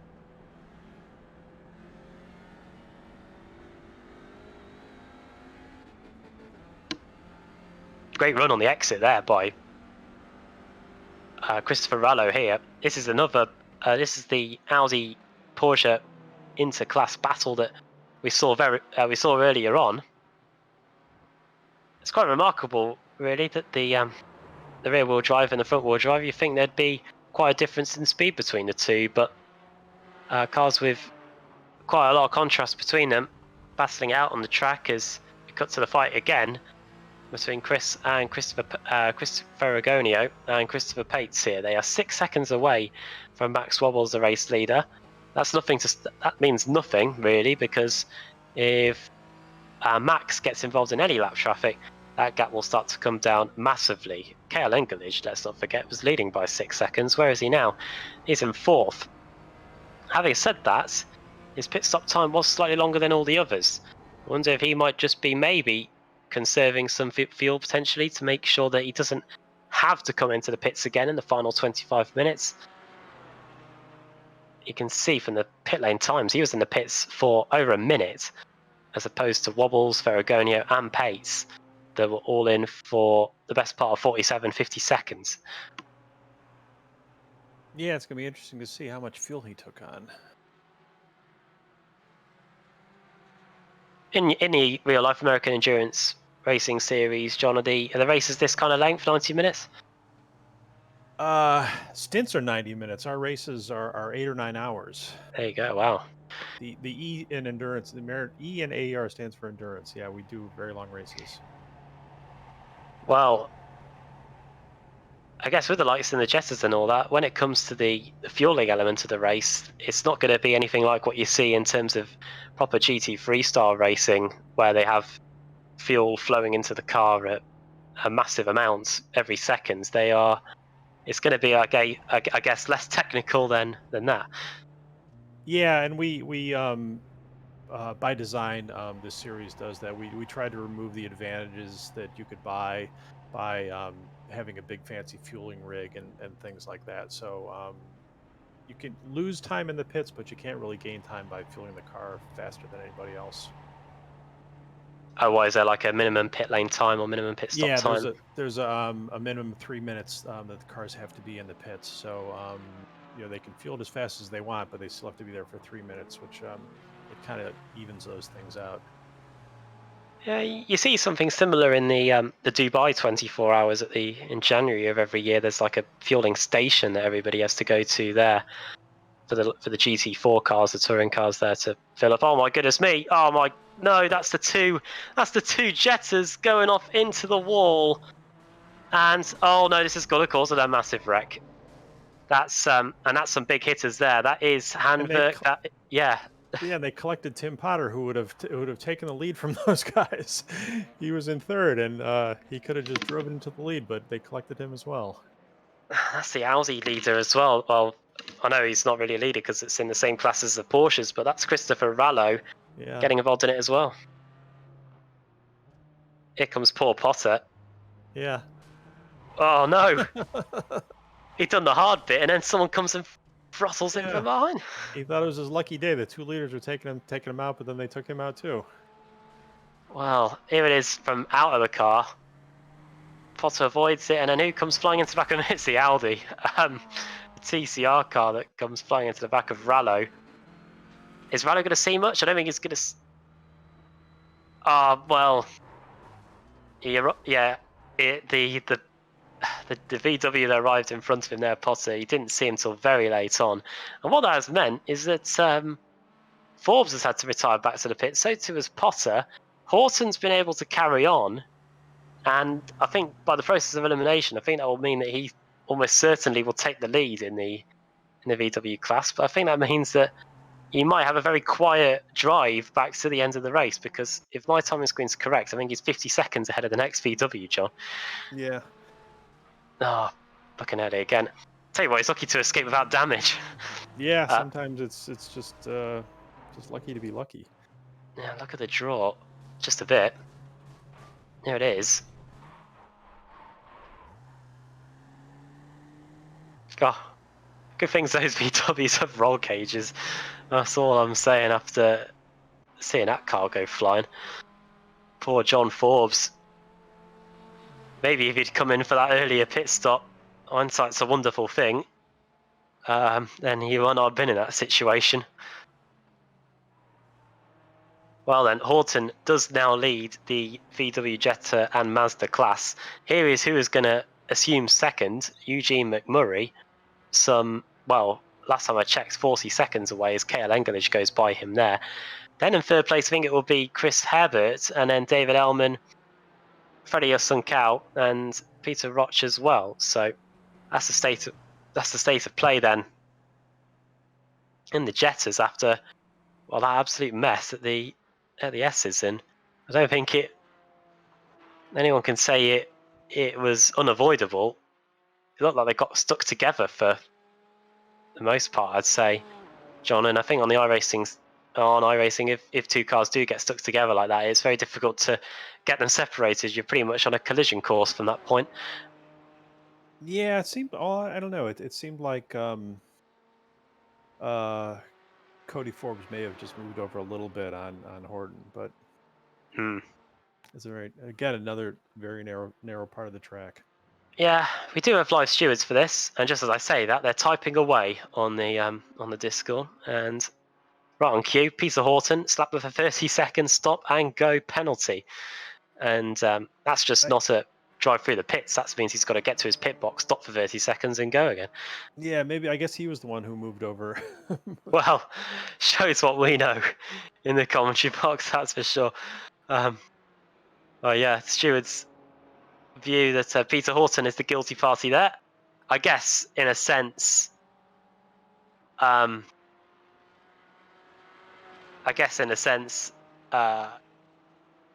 Forbes and Potter's race have been ruined. Therefore, Horton's must be hindered a little bit. So that's probably the reason behind the penalty too. Here is our overall race leader then. The loose cannon, as it were. There's Oh no, sorry, you're right, John. Yeah, the stewards have just updated us. Chris Horton's been given the penalty as opposed to Peter Horton. I mean, I was just a mix up with the names. And Horton's into the pits now, so this is golden for Eugene McMurray. I think he, without having to do any overtaking, is going to gain about 4 places and find himself in the lead of the Jetta class. With just under 20 minutes to go as well, so perfect timing for Eugene. Running on board of him as he comes into the final corner here now. Taking an interesting line. I think he's got a car inside him. Yes, he has. It's one of the Audi TCR cars that's just gone by him there. And any moment now, I think we should see Eugene going to the lead. Yes, he is. So well done for Eugene. He's going to lead the race with just over a quarter of an hour to go. Chris Hebert is also going to take second place. Wonder where Horton is going to emerge after all this. He hasn't even left his pit box yet. Yeah, he's still up there. God, those 30 seconds must feel like an eternity. He's already been in the pit box for just over a minute and a half. Wonder if he's trying to coincide this with an extra fuel stop, maybe, because I'd have just stopped for 30 seconds and gone. There you go, he's away. 80.7 second stop. I wonder if they let him fuel during that. I don't know. Usually you can't service the car during a black flag stop, but maybe iRacing is different. Yeah. Yeah, of course, in real life racing, if you come into the pits to serve a penalty, you can't do any service on the car, but I think in iRacing you can. I've already left the fuel and the tyres on by mistake and wasn't able to turn them off. Oh, and he's... do you want to come back in the pits, Christopher? Because he's nearly collided with a Mazda coming out. So I hope that Mazda was okay. I think it might have been Stephen Johnson, who I'm having trouble seeing at the moment. He's somewhere, but I think he might be blinking in and out. So I hope for Christopher's sake that he doesn't collide with him at all. Doesn't want to be hit with another penalty. Looks like the field is spread out just a little bit as we approach the closing stages of this 90-minute points race here. That's a shame, really, because that Jetta scrap at the front was, until that crash, looking like we were going to see it for the entirety of the race. But even that class has started to split apart now. I wonder who our top Mazda is and all this. We've got a replay for you.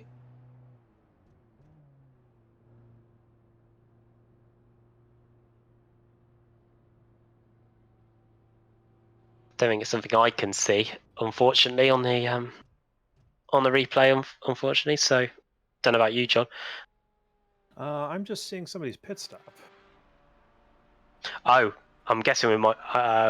If it's Chris Horton's, we might be seeing whether he took Yeah, the tyres or not. Thanks to Marco for.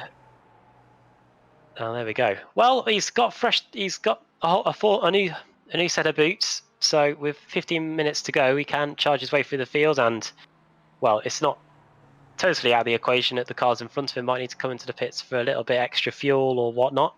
We did see that in the first points race, and I think we did. I know I did 2 weeks ago, John. I think I did rule out quite a few people of getting anywhere near the front of the field, and then they ended up getting there. So plenty of twists and turns still to go in this one as we return to the overall race leader, Max Wobbles, who is only 4.5 seconds ahead now.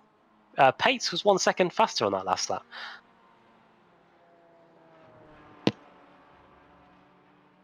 And that's, I wonder if Max had some traffic. Yeah, I think I've never seen, aside from this racetrack, where getting hindered by lap traffic affects you so much. 1 second lost on that last lap, but he's just come across the line to start lap 27 now, has Max. We'll see if he's lost any more time to Christopher Pates now. He has lost time, but it's only 0.5 of a second. Wobbles did a 2-minute 0.5, Pates did a 2-minute, 0.4. So time remains around 4.1 seconds, and that is still easily catchable considering what we've seen, not just in this race, but in the past point race as well. So if you are just joining us, welcome to the American Endurance Racing iRacing Championship Series. Easy for me to say at 5 to 3 in the morning here in the UK. Adam Bath here with John Kalesa and Marco Barbanera on the cameras. Been an interesting race so far. Cale Engelage, who is in 4th, led pretty much the first half of the race before he came into the pits for his second stop. Was hindered by traffic after that, and has since been down in 4th place. We've got Torres coming into the pits, Rafael Torres, who was up at the front in the early going, but a series of spins and incidents have meant that he's now dropped down to 9th. And I believe this is now only now his second visit to the pits. So Rafael, and he's overshot as well. Very easy to do here. It's a downhill pit lane for the second half, and it looked like it was a stop and go there. 4.6 seconds. I'm not too sure if there's a fast repair in this series. John, I don't know if you know about that. I don't know about that. I want to circle back. You were talking about Max's lap time. There's some long, fast sections on this racetrack. So if you get held up in just the wrong spot, it can really affect your time a lot. Yeah. You can get held up, and then you might not be able to get by a slower car, even though you're much faster because they slowed you up in just the wrong spot. So stuff like that can happen at the Glen. Corners in particular, I guess, would be the bus stop chicane. If you come up against a slower car there, you are going to lose a ton of time. Or like turn one, if somebody you can't get by them in turn one, you might not be able to get them going all the way up the hill until you get to the bus stop. Oh yeah, maybe even.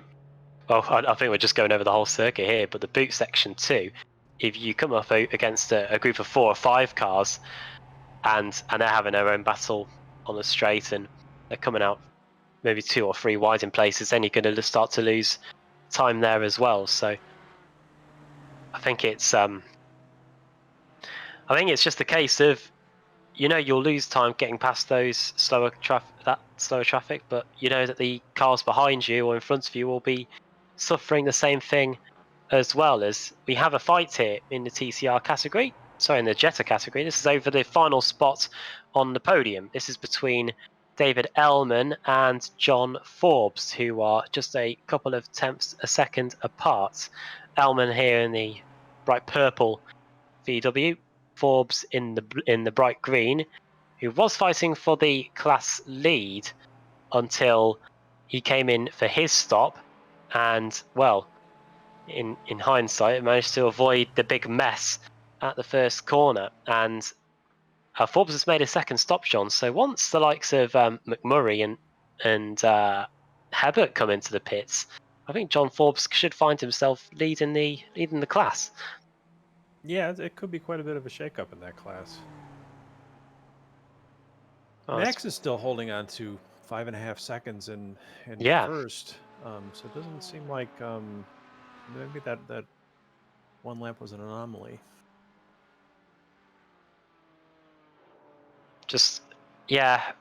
Oh, look at it again. 3 tenths of a second gained on Christopher Pates on the last lap. He's just going through the first corner there. As Max goes up the hill, Christopher Pates now going up through the S's too. So we'll keep tabs on that as the race goes on. Here is Freddie Asuncow, and I think we might be about to see a replay here. Something that's happened to Taylor Hanverk, maybe something involving the VW Jetta. Oh, well, it was happening behind the Jetta. 2 wheels onto the grass going into the final corner, and that is what happens. And that was a reasonably good save and recovery there by Taylor, but it's something that's very easy to do around this circuit. Anyway, John, with so much grass and whatnot outlining the circuit. Yeah, but I mean, it was a pretty nice save to just keep it on the asphalt and drive away like that. That's a very fast section. You can easily end up into not just Armco, but concrete on the outside there. Yeah, rear-wheel drive cars, quite difficult to control once you lose control of them. As for the front-wheel drive Audis, if you get sideways in them, plant your foot on the accelerator, and most of the time they're able to bring themselves back around again. Yeah, worst thing possible for you to do in a front-wheel drive car is not hit the accelerator if you start getting into a bit of sideways action. Kale Engelich was, well, it's going to be interesting to see if he can catch with 9 minutes to go, John. You could argue that the chase is on here. He was the best part of 2 seconds quicker than Max on that last lap. 8 minutes to go with 2 seconds a lap. If he continues at that pace, he would. My quick mental arithmetic, I'd say he will be with him potentially on the final lap, but he's got to get past Ferragonio and Pates at that rate as well, hasn't he? Yeah, he definitely has his work cut out for him. Well, to end that, I don't know if you've got the overlay on. I know you can see the same cars as us now, but after lapping 2.5 seconds quicker on lap 39, he was 2.3 seconds slower on this last lap. So Yeah, just I was did he getting my hopes up. go a little wide in one, maybe? Is that what I saw? I think you might be right, actually. Yeah. So forget a late race charge there by Engelich, but the gap is now under 4 seconds between Wobbles and Pates. So maybe on the last lap, a bit of lap traffic could force the gap to close up. We did, let's not forget, see a change for the lead in the final corner on the last lap of the first points race after 90 minutes of action. Here is the fight for 6th place overall. This is between Cale Fortenberry and Sam Cork. It's been a good race from Cale. 7 places gained, up to P6, and Sam has also been plugging away, up 3 places as well since the start of the race, and he's also just put in a new personal best there, 2-minute 0.3.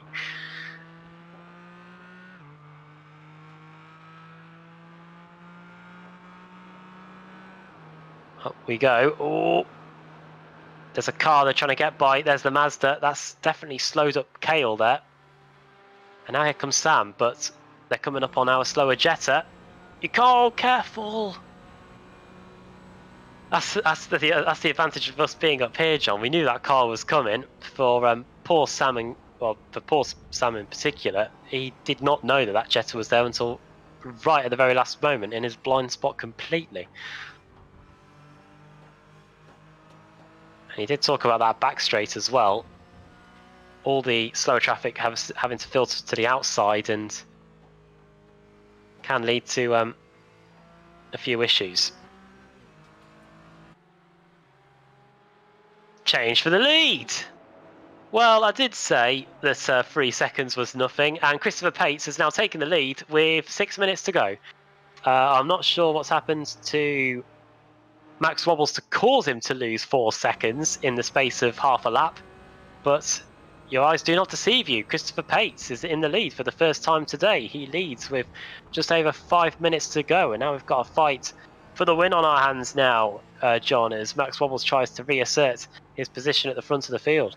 Yeah, he's not pulling away from him. I wonder what happened to Max. He may have just made a little mistake. Or whatever it was. Yeah, last time around 3 seconds slower, and he nearly loses the car there.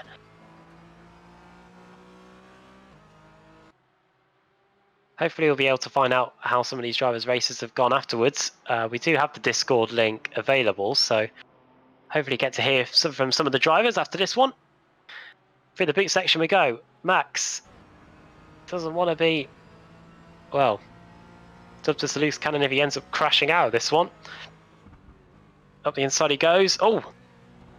Oh my word, he nearly collides with the right rear of Christopher Pates' car there. Yeah, that was a very late move. There was almost a bit of hesitation in there. I thought it was like, the gap's open, I'll go for it. And it nearly resulted in contact between the two. As we've also got 4.5 minutes still to go here, so the move doesn't have to happen here. We saw the victory happen in the final corner. Here is Sam Cork. I was just talking about how good of a race he was having. Now that was a collision between he and Cale Fortenberry. And they both get going again, but they have lost a few positions.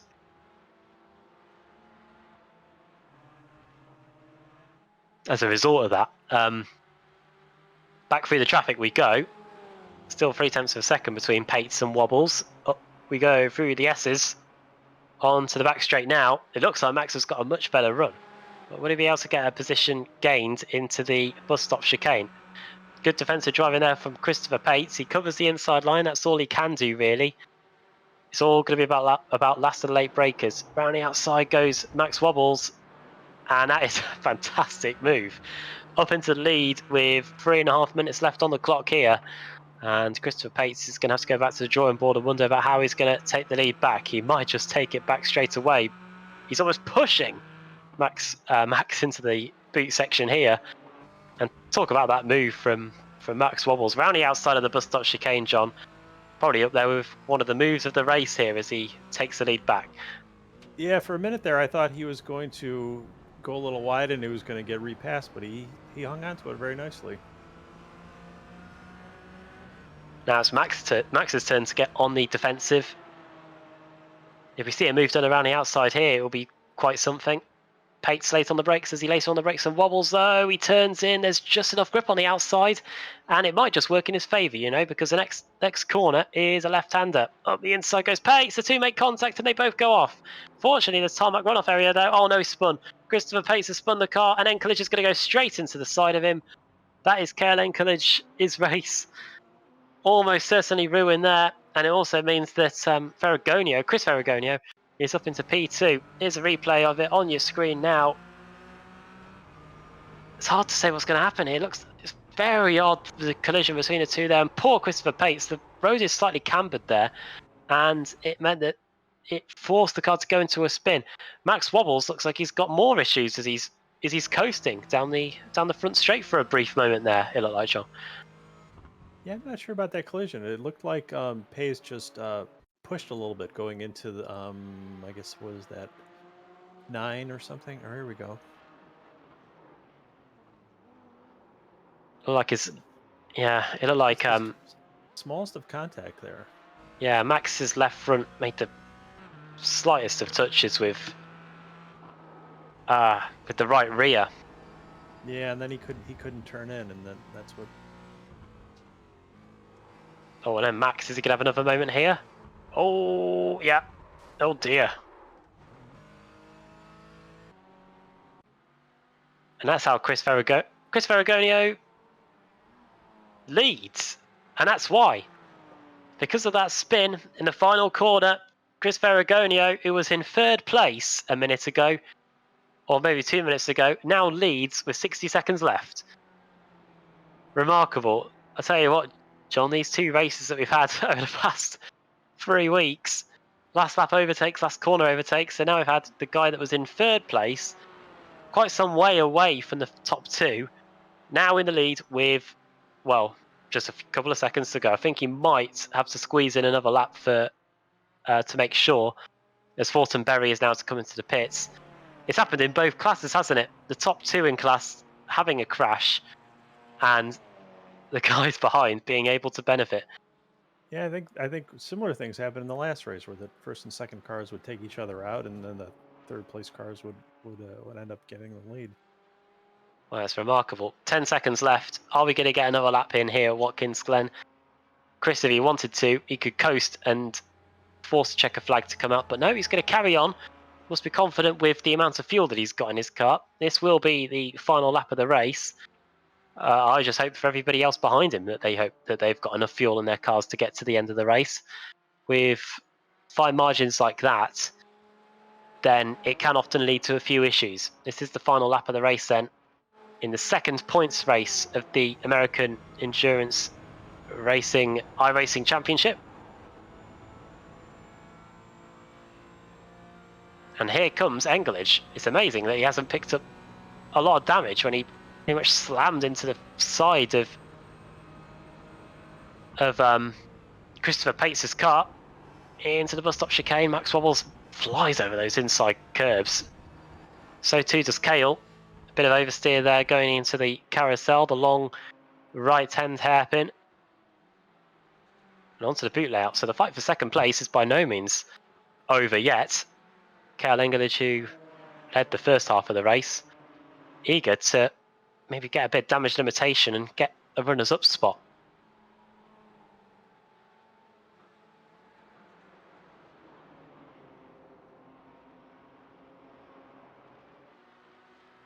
Oh, and I think Wobbles may have made a slight mistake, and it might affect his run on the exit of the right-hander. I don't think he's going to be able to defend the inside line. He might be able to do what Christopher Pates did a couple of laps ago and try and carry it around the outside, or he might just outbrake himself altogether and go off the circuit. That might nearly happen. He is going to be on the inside, though, for the penultimate corner. Engelage has to get out of the way of a Mazda. This fight's going to go all the way to the line, but meanwhile, Chris Ferragonio, the big beneficiary, but he doesn't care. He did what he had to do, and he's going to come home and take the checker flag in the second points race here at Watkins Glen, the Americans Endurance Racing iRacing League. He wins here at the Glen. There's a drag race for second, and it's going to be Max Wobbles that heads home. Engelage, Christopher Pates was only 3/10 of a second away from them in the end. And here comes our Jetta leader, McMurray, who, at least according to my timing screen, has only made one visit to the pits. I think it must have been more than that. Probably is more than that. But he's going to come through and take the victory. He benefited massively again from collisions going on in front of him. The big wreck at the exit of turn 1 helped him massively, but he had to put in the performance, and he has done so. He is going to win the Jetta class and the Mazda class here at Watkins Glen. Second is going to go to John Forbes. Sounds like he's just blown the engine after he crossed the line too. And here comes David Ailment to complete the podium in that class. All 3 Jettas on the podium there. And then it'll be Christopher Horton and Peter Roch in 5th place in class there. Top Audi. Looks like it went to Christopher Rallo in the end, in 10th. There's Nelson Canache. Here comes some more Jettas. There's still plenty of cars still to finish here. This is Justin Lee. He's got Chris Faust just in front of him in the 172 Mazda. Over the line go these guys now. Very close between a Jetta and a Mazda. Shows that they both have pretty even straight line speed over the time in line there. I guess that's what the organisers and yourself have been going for in setting up this iRacing league. I thought they were closer on the last race. The Audis and the Porsches and the Mazdas and the Jettas. I thought they were more evenly matched. I'm not sure why there was a bigger disparity on this race. Yeah, that's an interesting one. Over the line there goes Nelson Canache, who's going to finish in 11th place. Not too many cars still circulating. I think we're waiting on David Ellman. Has he crossed the line? I think he has. Yes, he has. There he is. In fact, everybody has crossed the line. So, great job by everybody in that one. And let's get the finishing results up on your screen. And hopefully we'll be able to have some interviews before we sign off here. We do have a few drivers waiting to talk to us. I think we even do have Max Wobbles. So we'll get to him in a minute. But first, let's get the finishing order up and see where they all finish then. Right. Victory goes to Chris Ferragonio then. Great job by him. Max Wobbles in 2nd place. And then KL Engelage, Christopher Pates, Michael Keogh in 5th. And Taylor Hanverk, Darren Treacle, Rafael Torres, Sam Cork and Christopher Rallo, top Audi in the top 10. 11th for Nelson Canache, then Cale Fortenberry in 12th, then Gregory McKaylee in 13th, 14th place for Justin Stone and Kevin Petronis, Peter Theodakoropoulos in 16th. Did I get that name right, John? I don't know. We call him Pete Theo. There we go. Oh yeah, of course. I remember there you go. I think I might as well try that one. Peter, let us know if I got that right. Ali Salih in 17th. Then Philip Moore in 18th place. Richard Ash 19th and 20th for Alan Ferragonio. Mike Shell 21st. Then Paul Sparta, Robert Gagliardo, Justin Fouts, then Eric Pennington, John Schaefer, Scott Rosen, Mark Petronis, and Peter Bank. So that's how they finished in the Porsche and Audi class. And here's how they finished in the Jetta and the Mazdas.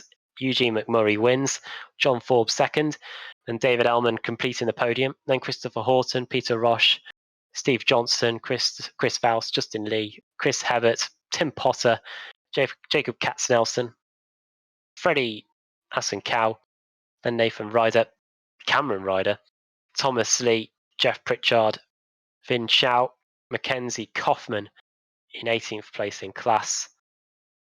And some finishers there: Steve Brown, John Wood, William Kennard, and Chandler Lunny. Issues for those two guys in the early going. We saw them both off in the penultimate corner in the early going. Right then, we do have a few drivers waiting to talk to us. Just looking at the names in the interview room, we've got John Forbes and we've also got Max Wobbles ready to talk to us. So let's see if we can get Max in. He finished runners up in this one after leading for quite a bit. Helps if I get him in the right room. And John, I think you've got Max for a quick word. Hey, Max, can you hear us? Yeah, hey John, what's going on? Oh, watching you iRacing. That was an exciting finish as usual. How was it out there tonight?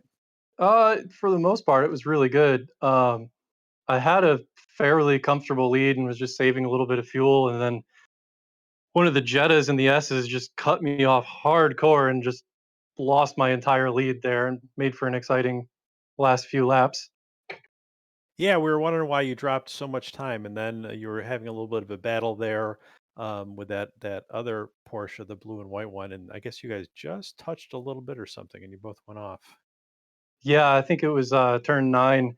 Uh, he was trying to move me over a little bit, and I just kind of held my line. And I watched the replay. It looked like there was a little bit of net code. Maybe there was like a couple inches between the cars, and it collided.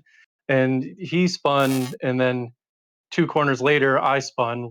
Weirdly, I don't know if the tires are overheated or what, but I hit the wall at pit in. So then, just trying to keep Kale behind me, which I was barely successful at, is Yeah, exciting. yeah, it was close. He was on you that whole last lap. He was trying to make a move, but you managed to keep him off. Yeah, my car had some damage that last lap and was not driving quite that well. So I was just trying to run defensively, and I did get into the wall a little bit on the last corner, and he bumped me a little bit. I think if he was able to get her off to the side a little bit more, he probably could have had the run, but just unfortunate with the wall there. Well, regardless, that was a great race. Congratulations. Yeah, thank you. It was a lot of fun. Appreciate you guys putting it on, and thanks to Summit, Hawk, everybody like that. Yep, thanks. Good to hear from Max Wobbles there. Let's move on to well, we've got a choice of drivers here. We've got Forbes, we've got Kale. Let's actually speak. Let's get Kale in for a quick word. He was leading, of course, for the first part of the race. It looked like the Brad Oh, Keselowski Marcus Ambrose finish. hi Kale. Welcome to the commentary box. Hey, thanks. Well, the first half of the race was very good for yourself. You were leading by quite some margin, but then did the traffic play a part and a slightly longer pit stop? It meant that you were a bit back in the order after that. Right. Yeah, I mean, the car felt great. I had good pace, and I was seeing me stretch a bit of a gap to second and third. And I was taking a look at the clock, and right about halfway through, with 45 minutes to go, my tires just felt like they went to mush. And I dove into the pits and took fuel, and I took 4 tires. And it seems like the other guys didn't. So for the second half of the race, I was playing catch up the whole time, trying to hunt them down, and it sure got a little hectic at the end there. Well, yeah. Did you not see much? I guess you didn't see much of the incident involving the guys at the front, but you were able to survive without too much damage, and you nearly had a chance to get second place at the end there. Yeah, Max and I going to the start finish. That was a lot of fun. I was leaning forward. It was fun. I was actually pulling a Jill Villeneuve. I had a meatball for the last lap, and I was trying to salvage the car home. And fortunately, I was able to get it to the stripe. Brilliant. How have you found the 2 points races then? The one 2 weeks ago and the one today. Oh well, I'm a lot happier with my performance this week, and would have liked to have been on the top step, but uh, I I'm happy with a little bit of redemption from how I was driving last week, and that wasn't really indicative of the kind of driver I am. So I'm glad I got a chance to show what I'm made of without the red mist the entire race. John, anything for Kale while we've got him here? Just congratulations. That was great racing. I mean, really good battles. A little bit of bad luck, but great racing tonight. Thanks, John. I appreciate it. Before we let you go, Kale, do you want to send a quick shout out to anyone at all? Yeah, I actually had a bunch of friends watching. I have a bunch of people in LA, and my parents back home, my grandpa, my uncle, and it was one of the first times they've been able to see me race, and I thought that was pretty cool. So thank you. Great. Well, well done on the finish today, and all the best for the races going ahead. Thanks a lot. Yeah, looking forward to it. It's a great time. You guys are super professional, and this is amazing to be part of. Thank you very much for putting it all together. Good to hear from Kale there. Yeah, could have been so much more for him, but good to see positive stuff to build on for him in the second race. Right, John, who should we challenge? Who should we get in next? Well, let's talk to Gene McMurray. He won the Class 3, I guess it was. Yeah, let's get him in.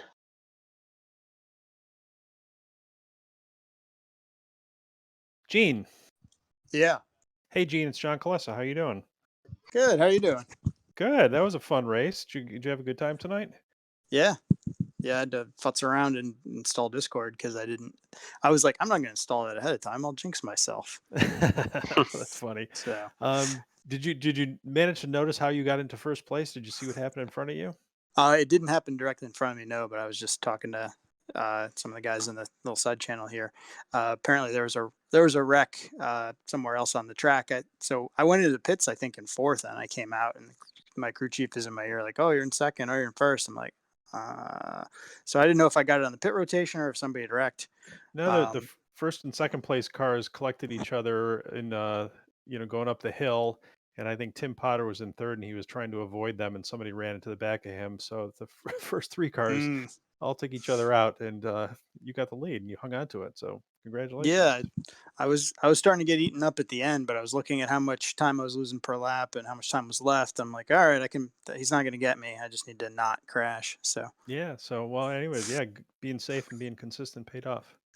Yep, I was pretty alone for most of the race. I had a good battle for the first third, maybe, and then after that, I was just kind of alone. After the first pit stop, I was just totally alone. But well, that's racing. Yep. Do you have Cool. anything to add, Adam? No, Eugene. How was the Jetta as the race went along? Were the tires getting worn out quite a bit, or were they quite good? Yeah, the tires are done by the end of a stint. You're losing 2 seconds a lap. You have to change them, but it changes them while you're fueling, so they're free. And in terms of the when you were getting lapped by some of the Audis and the Porsches, was it too off-putting at all, or? No, I mean, we've done a bunch of these races at this point, so everybody kind of knows what to do. Great. Well, before we let you go, do you want to send a quick shout out to anyone at all? Chrissy, if she's watching, she was working on a project, so she might not have been, but. Well, there we go. Well done on the class victory today. Thank you. Yeah, great drive by yourself, and thanks for taking the time to come and speak to us. Yeah, of course. Thank you, and thank you to AER and to our sponsors, Hawk Brake Pads, and who else is in there, John? Summit and Blip Shift. There you go. Awesome. Yeah, I think you're going to be getting something from Summit and something from Blip Shift tonight, at least. Awesome. All right. Well, thank you to Summit and Blip Shift. Well done, Gene. All right. Have a good night. Night. There you go. I'm sure Eugene will be very happy with that news, John. Right. Who we not spoken to yet? We have got one more driver to speak to. I think. Oh no, we've got two more. We've got Forbes and Ailment to speak to before we get off air. We will start with John Forbes, who finished in second in the Jetta and Mazda class, and we've got him in the commentary booth now. John, can you hear us? I can hear you loud and clear. Well done on the second place today in the Jetta class. Those top few positions in the in the Jetters didn't half change a lot after that that massive wreck, but I look like that you took your pit stop at just the right moment so that you managed to avoid it all. No, actually, I was leading. I led the first hour and 15 minutes of the race, and then I got pit maneuvered into the wall, rolled 6 or 7 times. Oh yeah, sorry, yeah, I remember it. I didn't. It didn't even give me the option to tow. It just. I think I went over the fence because it just instantly reset me to pit lane, and I had to sit there on a 3-minute tow. But the fast repair from that, I guess, worked, and the car was fast to the end of the race. I was running 2 seconds a lap faster than everybody else for the last 15 minutes there, and finished 5 seconds out of the lead. I was really hoping to be able to reel in Eugene, but he just was too far ahead. So I guess losing 3 minutes and still getting second place, that's still something to take away from it, really. Yeah, really. That's really proud of the race I had up until then, and I know that Chris Horton and I put on a good show while we were battling for the lead too, side by side through the bus stop several times, which was just absolutely epic, and it was really good on him to be able to do that with somebody and come away with no incident points. Heck, I only had 4 incident points until the wreck. And in terms of the wreck itself, was it just a case of the two of you getting stuck together? I know that can sometimes happen in these Jetters. Yeah, me and Chris have actually been chatting about it a little bit and kind of hugged and made up a little bit on the chat here. It was I was being conservative on the old tires and stayed on the track there, and he took the wide line, went off track, and when he was rejoining, I was holding my line, and he just ran out of asphalt to the grass there and tried to squeeze back in, and he caught my rear fender and turned me, and I tried to counter steer out of it, but it just hit too hard and spun me. Great job today. Before we let you go, do you want to send a quick shout out to anyone at all? Shout out to Kate. I know she's watching. Thanks for watching and letting me practice iRacing on your birthday that last week. That helped make this happen. Wow, the second place is full vindication for those extra hours of practice. Yep. Well, John, well done. Just who knows what could have happened if it wasn't for those 3 minutes of repairs, but still a second place, brilliant result, and thanks for taking the time to come and speak to us. Thank you very much. Well then, John, I think you've got one last interview before we head off into the night, and that is with David Ailment. Let's see. Dave, are you there? Yeah, I am actually. Hey, it's John Klessa. Hi, John. Hey, nice, good race tonight. Did you have fun out there? How was racing? It was a lot of fun. It's better than crashing, and I had pace tonight for me, so it was. I managed to keep my nose relatively clean, so that was all good. Yeah, I mean that really paid off for you. You were kind of back a little bit, but the leaders all kind of took themselves out a bit, and you guys were managed to move up, so that was good luck. But certainly, keeping a clean race helped a lot.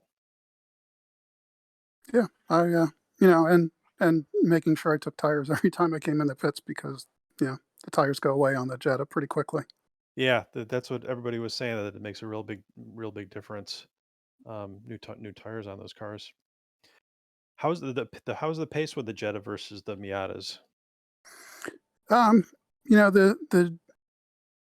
Miatas pull the Jettas basically on every straight. The Jetta probably corners a little bit better, but if you can't get side by side by the Miatas, then it's really hard to get by them. You sort of got to just push the pace behind them and hope they go wide. Yeah, well, I guess you guys figured out how to do it because the Jettas were all up there in the front tonight. So, The guess you guys. Jetta is an easier car to drive in terms of it's more predictable about what it's going to do and where you're going to lose grip. The Miata is not quite as forgiving. Gotcha. Well, thanks for racing tonight. That was a good show. Is there anybody watching that you'd like to say hi to? No, just me in my basement. So Okay. Well, thanks again. Hope we see you at a real racetrack sooner than later. Yeah, my fingers are crossed. The car is sitting in the garage ready to go. Okay. All right. Night. Thanks. Good night. Good to hear from David Ailment there. Right, that is that brings our coverage to a close, I'd say. So, well, John, we've been together here for the last the last 2 points races, seen some decent scraps. The one thing I think we can take away from it is, don't leave the action until the checker flag comes out, because so much has gone on in both points races in the closing stages there. I didn't think it would happen this week, but it managed to happen again. Yeah, absolutely. We were a little concerned about having such long races that they would get boring, but they absolutely aren't. They've been really entertaining for the whole races, right down to the last lap. So it's been really great to watch. Well, it's great to have had you in the commentary box as well, John, over the last couple of weeks. I know you had a few issues getting in today, but mightily glad that you did in the end. I wasn't talking to myself for an hour and a half. Thanks to Marco Barbaneva as well for doing the cameras for the last 2 points races. It's a massive field of 4 different cars, 2 different classes, so it takes a big effort to make sure that we're kept abreast of all the big battles. So thanks to him for that, and thanks to all of you for watching. I hope you've enjoyed it all over the last 2 weeks. Hopefully we'll be back with the next one in the iRacing Championship, and thanks to everybody at American Endurance Racing as well. So from me, Adam Bath, from John Kalesa and Marco Barbanera here at Watkins Glen International, it's good night from the American Endurance Racing iRacing Championship.